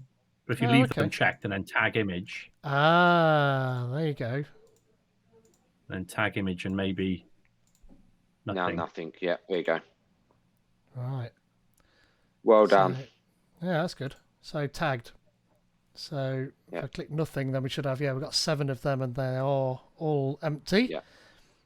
And then hammers is all of that lot. And you can see, I mean, these are completely different. So it's no wonder it's confused. These are perfect training images. And this is where I trained it with that part of a hammer look, so it recognised the hammer on a bed. That's why that image is in there. So that's fine. So now you just need to click train. Yep, let's do that. And quick train. Iteration 3. And you can choose to publish the different iterations here as well, of course. Yeah. So actually, it published iteration 2 as part of that. I'm pretty sure I selected iteration 1, but maybe it means I published that in the past rather than just now. Last checked was that. And you can fiddle with this. 2019, December 2019. I mean, that's back in the dark, days before, when we were allowed to actually meet people and hug people and have a beer with people and stuff like that. How about ready for a beer now? It's chaos. How those germs were shared back then. And loved it. We loved that. So, I mean, while this is training, I just thought I'd thank everybody who's come along to watch in the chat. So, I mean, we've got Academy Impossible, another TV viewer, Aten, Commander Root, Dean, of course, Magnetic Eye Core, and Sad Girl. So, thank you so much to everybody coming along and watching. I know some of this is more interesting than other bits, but that's kind of how it works. If you have any questions, chuck them in the chat as well. Yeah, by all means. Answer the questions. Yep. Always happy with that. So it's still training, but hopefully it won't take too much longer. Then what do I need to do? Do I need to go back into here and then deploy the project again? Deploy the project down and it sends it down. Yeah, so let's wait for that. If you go back, Pete, is there samples there? I just see a sample. Deploy a sample model. Yeah, let's have a look. General object. Sample does it have? People detection, products on the shelf. Yeah, that's cool. And vehicle detection. So there you go. Johnny, you can just do your vehicle detection. One click and it's done. Well, I ended up using one of the YOLO tiny models, which has got like 80 odd images that it can detect, but it's a small enough model that it'll run on a smaller device. Because YOLO, I don't know if you come across that. It's something Paul DiCarlo talks about, but it's one of those kind of big. I think Paul calls them academically trained models. So everybody, they've probably gone through a proper methodology to train it with lots of different images. I think the YOLO detection model can detect, hundreds and hundreds of things, but it's too big to fit on a small device. So they shrunk it down and called it the YOLO Tiny. I think they're up to version 5 of it or version 6. So, but yeah, you can, and I checked to see what it could actually detect. So for a small model, for doing things like detecting vehicles and people, it had all sorts of stuff in there. I think it even had giraffes in there and, cake. And you think, out of 80 objects that you can detect and put on a small model, I probably wouldn't have picked giraffe and cake as being two things to put on there. Says a lot about the team, doesn't it, that were involved? Well, but that kind of works in the same way, Yeah. Do you have to refresh the page there, Pete, at all? I don't think so, but I could try. Just because let's go for this and then back to performance. No, I think it does it automatically on this page. Okay. It's not fast, like Baymax in Big Hero 6, if you've ever watched that. No, a room full of people that haven't watched it. No, I've watched it. I've got kids as well. Yeah, that's true. Watched it many times. Good film. So. There you go. Come on then. Hurry up and train. I mean, obviously, the more images you've got, the longer this process of training normally takes, because, well, there's more to do. Predictions. And then we could try this quick test afterwards, which will do that with an image, I suppose, but there's probably pointless doing that because I'd have to take a photo of it through here, so we perhaps won't even bother trying that as it happens. Come on. People are waiting. Because this is one of the things Paul goes through on that Jetson Nano stuff. When you get to using a custom vision AI model, there we go, it's done. Yeah, performance and tag. You can export it and use it on the Jetson Nano as well. Oh, here we go. Look, so unbalanced data as well. You got too many screwdrivers. Yeah, and that puts bias in the system essentially. So it's going to automatically think everything's a screwdriver that's not a hammer or a nothing. So yeah, we really should balance those out, but we're not going to because time. So let's how do we get rid of that? Cancel. Deploy a project. Hammer or screwdriver. Iteration 3, which is, as you remember, that's what we just trained just there, and we can deploy that. And then we can watch that. Now, this took a little while, but it might be faster this time. I'm hoping. It's a shame it doesn't actually say how long that took. How long it took. Some idea. Yeah. So we've got some idea how long it's going to take. But oh, there we are. That was fast, wasn't it? That seemed way faster. So that should be done. So if I go back to this stream, I don't know if it automatically updates on stream here. Oh, look at that loading model. Loading model. Is that Comic Sans? Is that Comic Sans? It is Comic Sans, isn't it? someone's playing there, aren't they? Yeah. Oh dear. Is it? I'm not sure it is. It's something like that, though, isn't it? I don't think it is. It's like it, though. It's got the Comic Sans feel, isn't it? It is, yeah. All right, let's make that full screen again now. Let it load that model.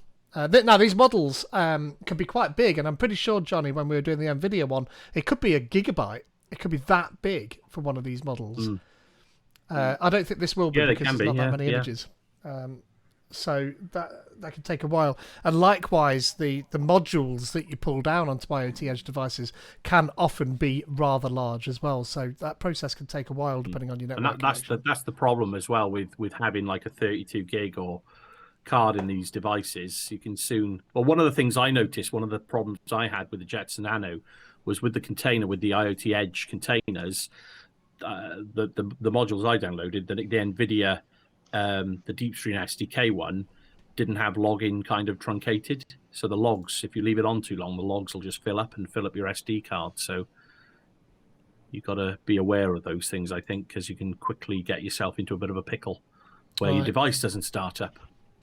That's the voice of experience speaking there. So someone's been there and done that.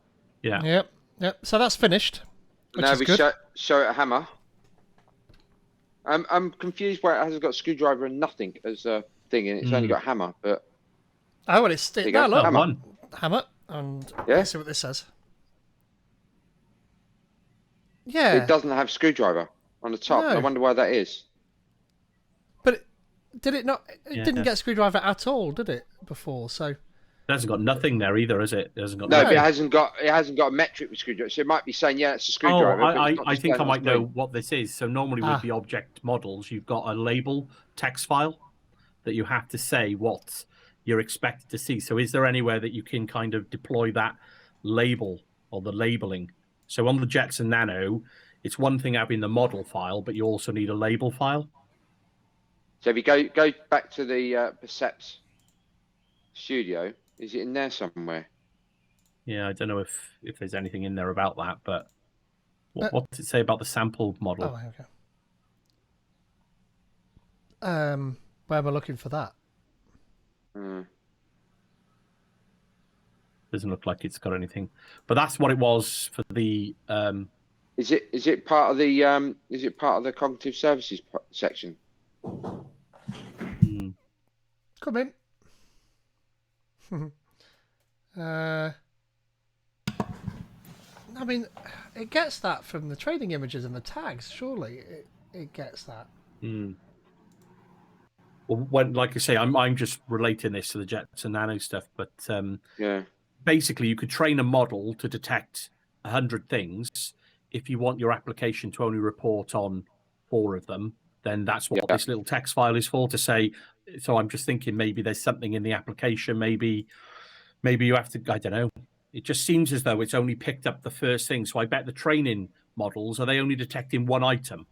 You know, like the training things, I bet it's there to detect people or cars, not people and cars. Because normally the text file is probably just picking up the first item. It's saying only pick up the first line of the text file. That's what I think it might be, something like that, maybe. Let's try a little. How you change that? I'm going to fudge this.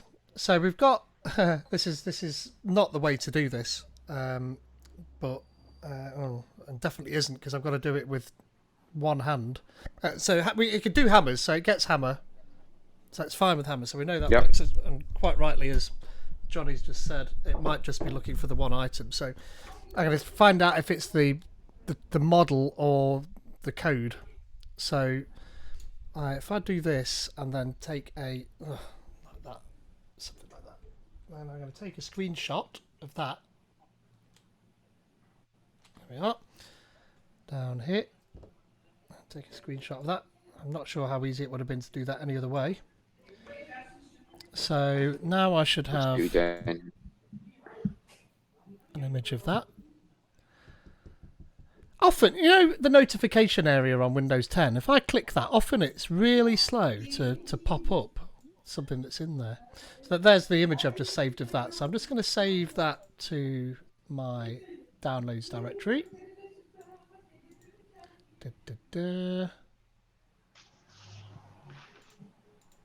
So, screwdriver1.png. And over here in custom vision, we can test that. So we can browse for local files, and I can upload screwdriver 1, and that's my screwdriver. Probability screwdrivers 98%. So it does know about Yeah. it. So is that then, isn't it? It's the fact that there's no tag file.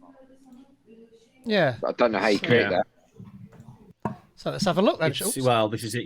You're probably delving into the heart of the application that's running on that Percept, because with the Jetson Nano, it is just literally a text file, .txt, and I can't see that they would have done anything wildly different to that, I would have thought.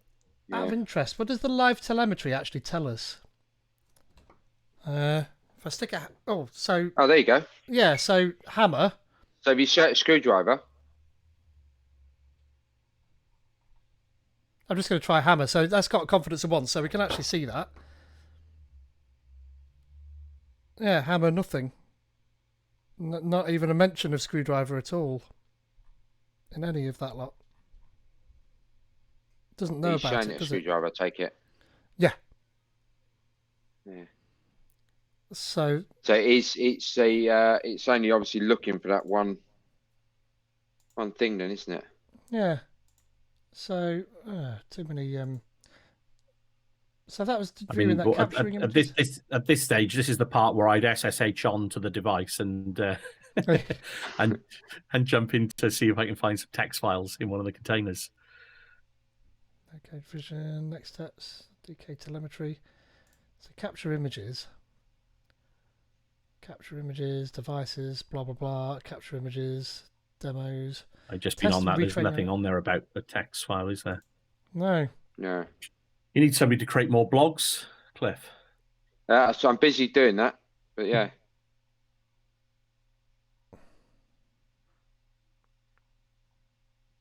Improve. This is all in. I mean, we're in custom vision now, so we know that's working though, because we're able to see screwdriver with 98% accuracy, which is actually quite good. I'm impressed that it thought this is pretty close to one of those training images, so I guess it would be. Is it worth maybe having a look at one of the sample models to see if in the sample there's an object detection model detecting more than one object? Yeah, that's a good point. You know, because you could always put this model back on at another time, but if there's like products on a shelf, and general objects, common objects. There we go. Yeah. Yeah, let's see what that does. Deploy to device. That's a really good point, Johnny. So, bloody hell. That was fast. What? Wow. Let's see if this updates now. Loading model. Oh, well, you see, deploying it, all that does is moves it to a module location. I'm guessing, Cliff. Is that how it's deploying this model now? Do you think it's using the modules for the device? I'm not sure, to be honest. Yeah, I thought it sent it down. All that's done, Pete, is it's updated the device config, the desired and desired property. Digital twins. Yeah. Yeah, and so the device desired property is now just going to download it straight from the studio. Let's have a look what these modules are. WebStream module, DevM module, Azure Speech Client, Azure I, image capturing, and host IP. So they're the modules. And these are the little individual pieces of code that get deployed down as Docker images almost. Little Docker images. They're actually Mobi images, but it's a Docker container. Can you click into the I module there, Pete, and see what's in it? You can't see the code, but I bet... I wonder if you could see like the files that were inside the module. No. Not from there anyway. Okay. But Johnny's also right. If I go back to that Percept 1 and then look at the device twin, then I'm willing to bet that the update. Yeah, so there's a bunch of stuff in here. So the device twin is a way to be able to set a desired state on a device and also read back the actual state of a device, so it can report back its state and what it's doing. And so reported properties here, they come from the Percept back up again. So it's telling us, look, that's interesting. So Asus. Yeah, because they were made by Asus, even though they're the Microsoft ones. They were still made by Asus. Right, there we are then. And the software version's there as well, which and a lot of this information has been read directly by that Percept Studio page. It's reading those reported properties. So metadata when it was last updated and device information about itself there. But no, there's nothing about what model it's supposed to be using there. So that must be done by direct method. a direct method call directly down to it. Yeah. Or something like that. Or it could be a message, I guess. But either way, that should now probably have... Oh, no, it's still loading. So this is a big old... Oh, no, it's finished. So... Oh, it's not saying anything there. Oh, no, it did something. There we are. It drew a box. You probably have to hold a phone in there or something like that. Yeah, I might not know screwdriver. As I always found a phone was a good one because it picks it up as a phone or a remote control. I got something that would be obvious. What about a memory card? Do you think it would get one of them? What about a giraffe? Oh, no, a cell phone. It thinks that's a cell phone. It thinks this is a person there as well. Yeah. What about, so that might be what it was. Maybe what it was, Pete. You needed to draw the boxes and label the boxes. Yeah, rather than the whole image. How do you do that? How do you do that? Then? Yeah, but that you when you get a bit further with the Paul DiCarlo stuff now with the Jetson Nano, the series you're doing, you'll see that the way that you can use the application, you can draw, use those bounding boxes or just have a message appear at the top of the screen. It's up to you how you want to do that as part of your the application, if you like. Change the colors of them and all that kind of stuff. Yeah. Oh, you can't see memory. I don't know what you did different, but when I did mine, if you look at the blog post, I was drawing boxes around everything. So there you go.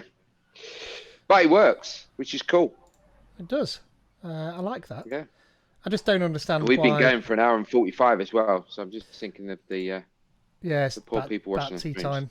Yeah, exactly. Well, they're not. We're not paying them to stay here. Don't leave. Yeah. No, you can't do anything with that. Can't tag them. I guess I could add an image. Did you add images in here?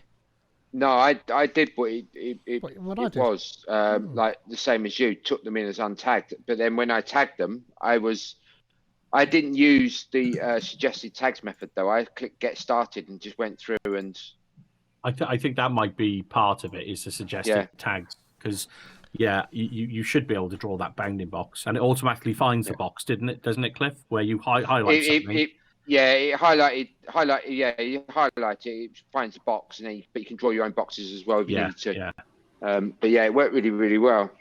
So what if I grabbed one of these hammers like this, and then tag images and took the tag? Oh, look at that! Why is that tagged twice? Oh no, maybe I've got another one selected at the top. I have. That's all it is. So if I delete the tag, it goes untagged. Yeah. So now if you go in to get started. Oh yeah, okay. Let's try that. Oh, there you go. No, it was in there, wasn't it? Go in there. It was in there. Yeah, in there. Yeah, go in there and then draw your box. It's not. It should be detecting. I can't draw. Yeah, you should. So on what I was doing as well, when you hover over something, it'll just automatically find the points of interest. Yeah, but it's not. Can't do anything on there whatsoever, which is a bit odd. I mean, obviously, this is a 2-year-old custom vision project. I wonder if it's to do with that, maybe. Hard to know. I mean, it could be. I clicked get started, and at the top I have mine. Classifications. Oh, look! There we are. That's why. That's the problem. Where'd you find that? In settings. See the smart labeler at the bottom. Then you had the smart labeler at the bottom. What was it? What did that say? Just billing options. Oh yeah. Yeah. Save changes. Let's see what that does now. Probably erases everything in the whole project. So let's go back to training images. Go back to untagged, and then onto here. And that's fixed it, hasn't it? No, it's not. I'm wondering if that'll fix your problem with the actual model now being only showing that hammer. Maybe. At the top of the screen. Maybe. I don't know. What's this say? Multi-label classification. Oh. I thought maybe it'd say you can't do that after you've already got images or something. Yeah. Maybe I need to train another 5 images of screwdrivers or something and let it do that. Not sure, because you would have thought that doing this would then give you that box thing. But I still can't do anything there. I don't see training a new image is going to help. Your image detail thing is different to mine. Is it? On my blog, I had like show regions and little check boxes and all sorts. So, and my objects and stuff like that on the right. Where you just got suggested tags. So I'm wondering if it is because it's an old training set. Yeah, maybe. Like it's usually an old version of the customvision.ai. Or could it be update. this? Could it be this? Look, can you check what your domain is? Because maybe this old domain is incompatible. These look like possibly newer domains. Look. Possibly. Let me have a squiz at that. It could even be that you're on this compact one.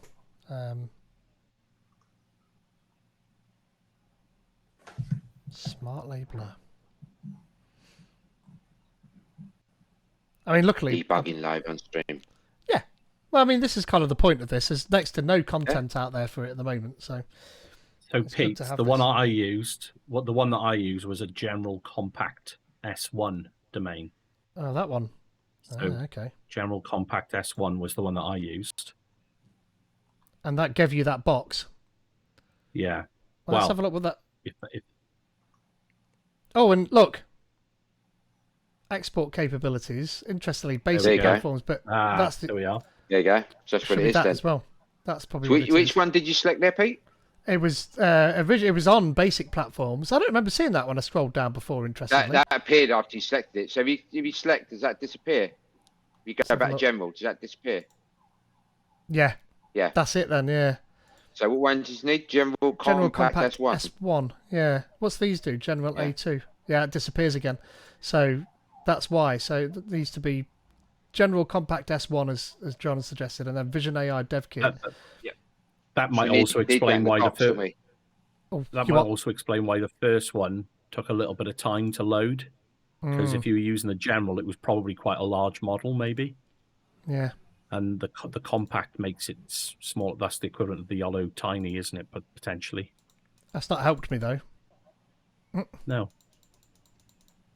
But maybe I need. But maybe the export now. If you were to try, well, I don't know if you need to retrain it now or not. To be honest. But if I assume you would have to because you're changing the model underneath, aren't you? Yeah. You would have thought so, wouldn't you? Yeah. Well, let's train it. Let's do a quick training anyway and just see what it does.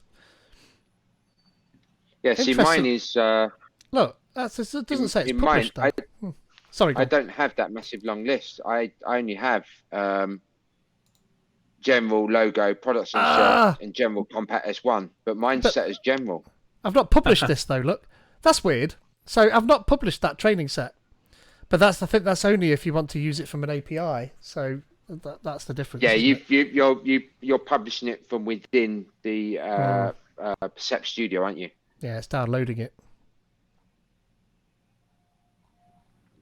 So, but even that, I mean, I have tagged these with different things. So this model knows about those different tags, doesn't it?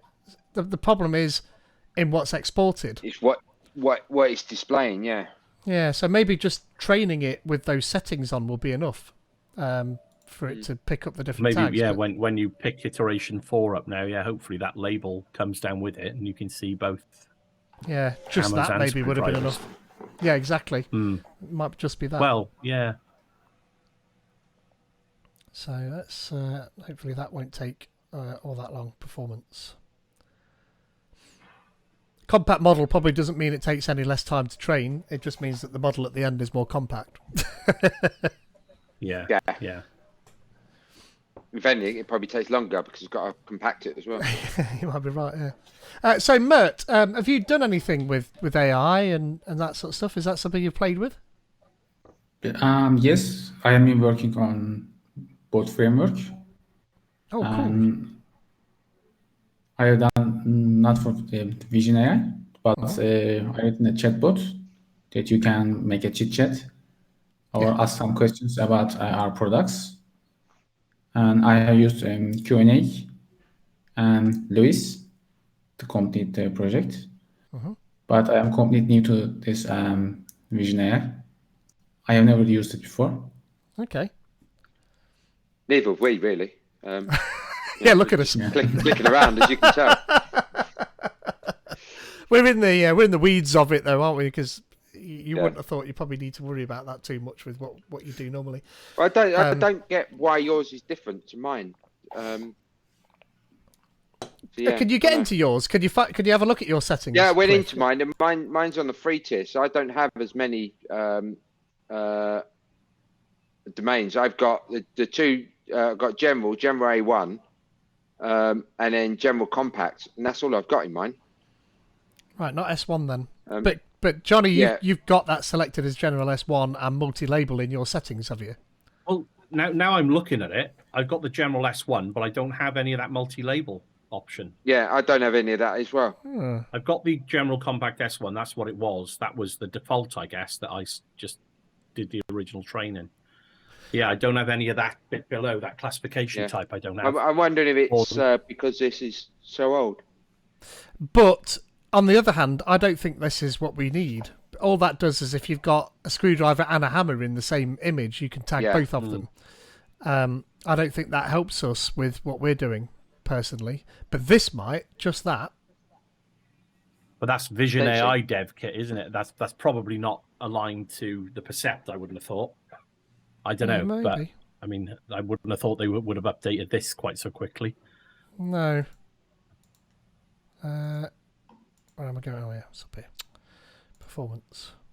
Still training. Yeah, I don't think this will help, personally. No. Well, it's a different model, and it's a different... You can at least see if... Well, you know it works with that sample data, don't you? Detecting multiple things and displaying the tags on the screen. Yeah. It'd just be interesting to see when that trains, if you load that onto the Percept Eye, what it actually detects. But capture image to train your model. Look, though, my project has disappeared. Is that because it's busy? It could be because it's busy, or it could be because I've changed the settings. Oh, yeah, the settings to something that doesn't... Yeah, maybe that. Yeah. So if you change that back and save it, does it then... Yeah. To appear? I might need to... I'll just refresh that page.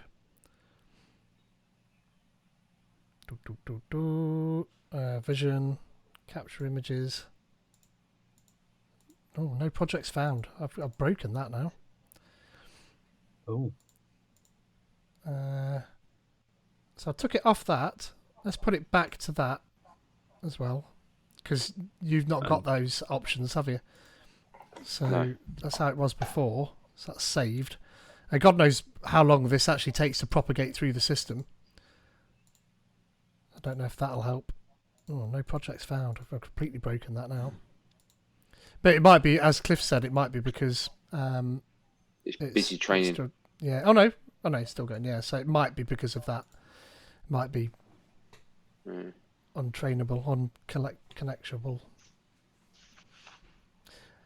All right. We'll try this iteration 4, and then we'll probably stop because we've been going for a while now, haven't we? I don't know how long we've been. 2 hours. For. 2 hours. Yeah. That's fine. It's 5 o'clock. I It's need to beer go o'clock. get food. Yeah, snap. For you it is. For me it was breakfast o'clock, but now it's it's brunch now. 11 o'clock. It's half 10, 11 for you over there or something. What? It's 11 o'clock now 11 for me o'clock, here. yeah. So I need to go get some food. This will trade in just a sec. And we'll call it quits. But there we are. So that was good timing. Hey, so there we go. Not sure what this is telling us now. Recall. You can't remember. Yeah, don't know what that is. So we've trained that now. That's been done. So we can go back to the It's not total recall. It's just recall. I think it's something like because it's a compact model. The recall isn't so high. Ooh, yeah, no projects You found. probably broke it. That's interesting. What else did I change? That. And yeah, maybe it doesn't. But it didn't save it. Oh, yeah. Maybe. Maybe it didn't like doesn't like the compact ones, but then mine's set to compact, and so's Johnny's. So well, mine was on the Jetson Nano Mind, so yeah, but mine's set to compact as well. I think. Something went wrong isn't a good look for it. Let's just refresh the page. Cliff's just checking his project now. Yeah, let's have another look just to make sure. But I'm pretty certain it was on general, not on. Oh, I can't remember. That's general, multi-label, and untagged. So that's what you'd expect there. It's a shame there's no refresh on that page.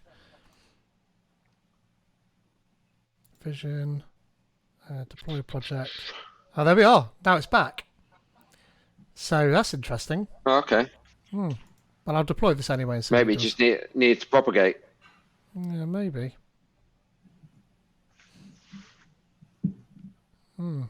My connection to the portal is having lots of issues. Loading model. There we I go. don't think this is going to help. Yeah, so my domain is set to general, not even a compact. It's just set to normal general. Which is where mine was before we started fiddling with it. So maybe that's what it needs to have. It needs to have the general. What I might do is, because on here we can, we can capture images, but you can capture them to a whole new project, I think, somewhere, can't you? You can create a new project somewhere. If you go into project, can you create a new one there? No. No. So you need to create the project first, which is saw what I that. did in my. I saw one though. While it couldn't find that one, I'm sure it allowed me to be able to create a new project from there. Yeah, go back a page, is it, Pete? Because you're in, when you're on your studio. Yeah, the studio.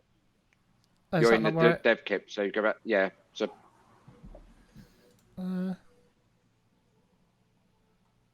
gonna go back to the Azure Percept Studio.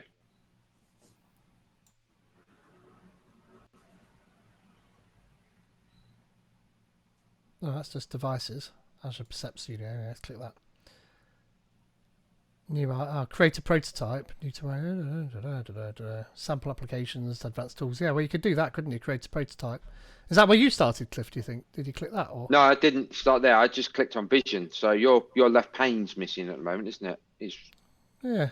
You want to go back to your devices, I think, where you were. If you click the cross on the right there, where does it take? Takes you back there. So you want to go to the Percept Studio.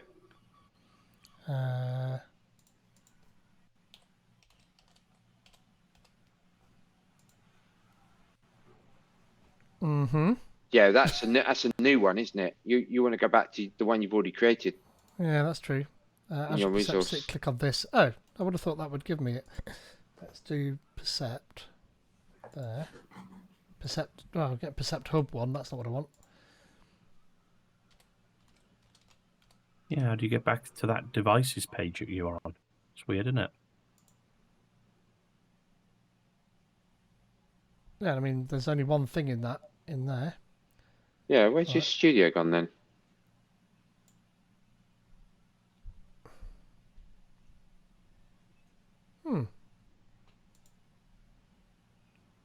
Under advanced tools, is it?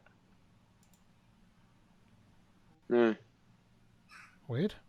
Yeah, it looks like it doesn't exist. Yeah. Which is odd because my portal was just playing up a minute ago and everything disappeared from it.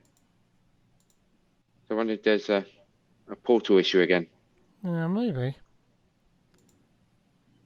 It should be in. If you go here, back in the other tab though, can you deploy it and does it work? I've not got another tab. I've got this. That's all I've got open. That there. Still loading the model from that one. Oh, there you go. Good chance of a hammer there, apparently. Yeah, still only one. Yeah, just not doing it, is it? No, not quite sure why that is. So I'll need to have a little play, I think. Even now, the chances of that being a hammer's gone down, hasn't it? Yeah. So the model that we've trained there, it doesn't like at all. So I need to create a new. Your Percept Studio seems to have disappeared, doesn't it? Yeah, but I can create a new project from here, but I don't know how to get back to my Percept Studio now. I guess I could go to the IP address of my Percept and click the link from there. which Yeah, possibly, is yeah. 96. You know what the IP address is? Yep.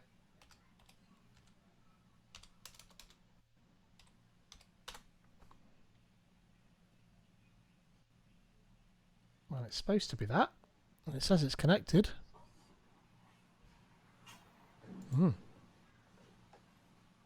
Everything's going wrong. Well, it is also connected to on my portal, my Azure Percept Studio is got like a you know when the image is missing on a web page, it shows you that kind of that broken image link. I've got really? that. If I go through to my Azure Percept Studio, even mine is playing up. It's come back now. Yeah, now mine's back now, whereas it wasn't before. So, all right. Yeah, I still just got that though, which is weird. So you're missing that's I've got that along the top of mine, but you're missing the panel down the left side. Yeah. Which is just crazy. So I've got exactly the same as that, but I've got a panel down the left side. You haven't closed it by accident, have you? No, it would just come up, wouldn't it? Well, there's a yeah. Let me see if I can just go to my history. Just see if I can all. So I find one there.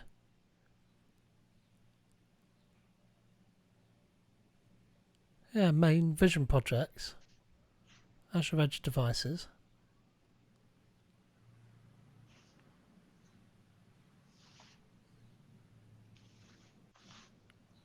Oh, okay, hold on.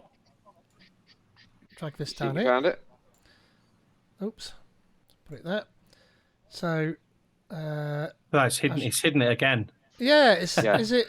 Oh, if I zoom back out, let's reset that. There we are. It's the zoom. Yeah. It's the is zoom. causing it. Brilliant. Yeah. Devices. Huh. Oh, bloody hell. Well, would you believe it? And then Percept 1. But there was Vision Projects there on the left as well, wasn't there? Interesting. Yeah, so if you go back to the Percept Studio on the left, you just click Vision. And that's what I did, is I added a project in there. Ah, okay. And you go through and create the whole project, give it a name, give it a storage account and everything else.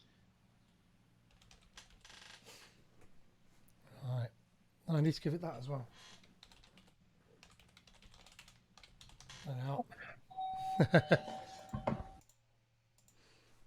Someone's at the door. And then Percept 1. And that'll appear. Percept. Automatic image capture. That's what you clicked, I'm assuming. Yeah, and then I'll go to capture the images and stuff like that. Yeah. Yep.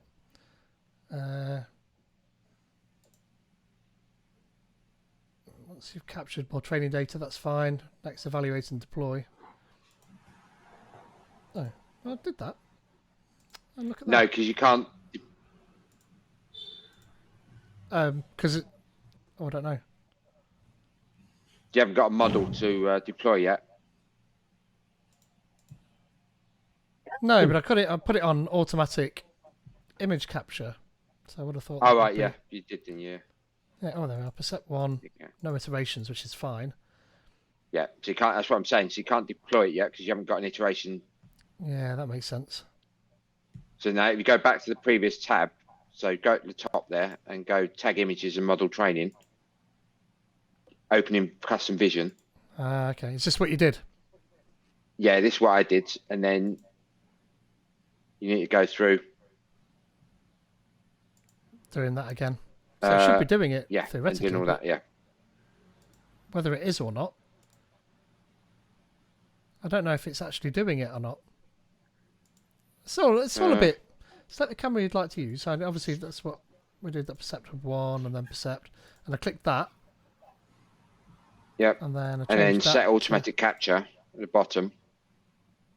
Ah, that's what I didn't do. That one there. Ah, I didn't do that. That's what it is. And then go to the next one, and it'll take you out to the custom vision. Yep, and then that takes you to there, and then images should start appearing in here. But you clicked Get Started as well, did you? I click Get Started, and it took me through. Yeah, but it should be doing this automatically. The images should be appearing in there auto magically, and there's one, in fact. Yeah. And what did you do? Click that, or did I clicked into the image and then started training. Look, what it was. Region. So there you go. Yeah. Yeah. So it's definitely to do with the fact that it's just an old project. Old project, yeah. Yeah. So can I drag my own? And then if you click on that, that one, like click there, and then give that region a name. Like. There you go, and click add, and then you can go through and train other things. Worm. And that's actually Bit there. I'm gonna tag Bit. I like that. There you go. So that's cool. Oh, that's bad. I can't. You're zoomed again, aren't you? Well, I'm not. It's just because I'm at 1080p. So if I full screen, oh no, you can't do anything anyway. So just got to close it. Yeah, but now you tagged it, you just close it because you only got one. You only had one image there. So now if you go to the next one, just going to hold this up. Then it gives you the arrows to go through them. Oh, I see, like that. So you can see there, you now have the images. Yeah. So now you can click that and select ring light. You can do Bit and worm again. Oh.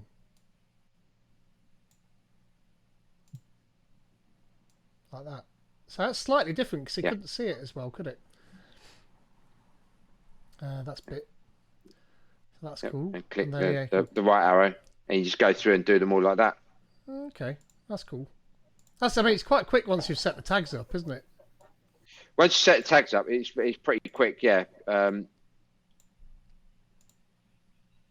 obviously, when you're doing a couple of hundred photos, it's still still a bit of a ball ache. But there we are. Bit. Yeah, and these are all the same at the moment, but there will be a screwdriver in it in a minute. Ring light. Worm. Bit. Yeah, this is a bit boring. Let's have a look. How many of them? Oh, they're all the same at the minute. Yep. All right, so. There's a screwdriver one at the top. Oh, okay, so that's oh, there we are. So that appeared. Yeah. And then I should be able to hold up my hammer and get a hammer one while I'm doing this as well. All right, cool. I like that. So. Oh, there we are. There we are. Hammer. No, screwdriver. Don't do that. Oh, there's a screwdriver, yeah. That would be good, wouldn't it? What chances the AI got if you can't get it right? Yeah, you're right. Screwdriver. And then I suppose I could do the same things here. That's ring light and then worm and then Bit. Same thing.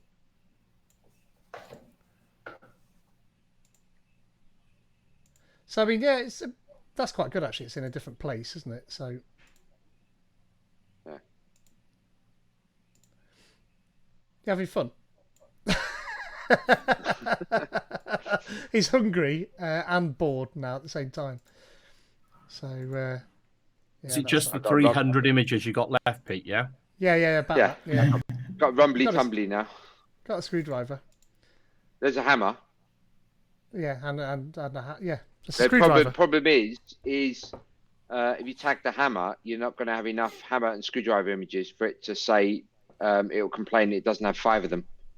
Yeah, that's true. So you won't be able to train the model. Yeah, so it's going to need some more. All right, cool. Oh, well, look, Pete, before you tag that one, Pete, you've got Worm's head in there. You don't want him in there as well, do you? Yeah, good point. Good point. Screwdriver, yeah? There we go. Ah! Oh! Jeez. And that was when we broke the camera. Just then. Yeah, and then we can do that. Worm. And the ring light. And Bit. There we are. Can't leave out Bit. Can't leave out Bit. So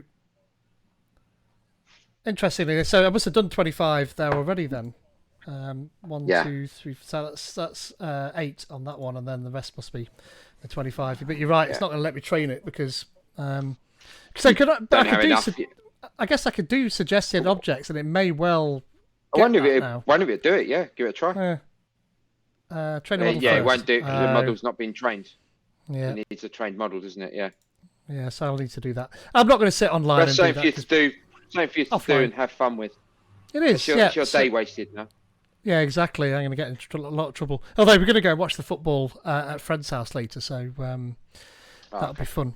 So you can sit and train cool. it in between all the players falling over and saying, "Ref, he hurt me." Yeah, exactly that. Yeah. It trod on my little toe, and now I'm in agony. So all of that happens in football games. Yeah. So, As soon as the free kick is awarded or the penalty is awarded, they're magically better. Yeah, exactly. So, yeah. Not like rugby. And those magic sponges they have, they should dish them out there in the chest. Imagine how quick people get sorted if they go and the spray. A&E and they just rub the magic sponge on it. And that spray, the spray on. Yeah, as the well. spray and the magic sponge. Yeah. Yeah. Right, well, thanks so much, obviously to Mert and Johnny and to Cliff for coming along and joining me while I did this. It was interesting to me to get it all set up, and I'm glad that I've done that. I need to move it over there now so I can put my keyboard back. But and thanks to all the viewers coming along and watching there. If I got any left, we've still got people left. I'm impressed. So thanks for coming along. This will be exported to YouTube as well for forever after some point when we can. But it'll be on Twitch for the next 2 weeks as well. So yeah, I've got a blog post on the audio side of this coming. Cliff's already done the vision side, so I'm going to have a play with how the audio works and create a blog post for that. And then, as I say, Paul DiCarlo and myself, I think on the 6th of July, we'll be doing a talk at the Reactor on getting started, which will be very similar to what we're doing here, only with less faffing around, I guess. Because Paul has probably got a bit of a better idea than I do of how to get this set up. So yeah, that'll be interesting. So yeah, so hopefully, Tuesday night I think we'll be back again anyway, won't we, Cliff? We should be. Yes, I'm in the UK. That's cool. So yeah, that's definitely in the UK. Happy days. So I'm back on in an hour, guys. Oh, well, there you are. You just can't help yourself, can you? You are. It's just beautiful for you. So that's 9 p.m. BST. I'll rush and eat back and then around come the back, show. Johnny. Yeah, there we are. Do it.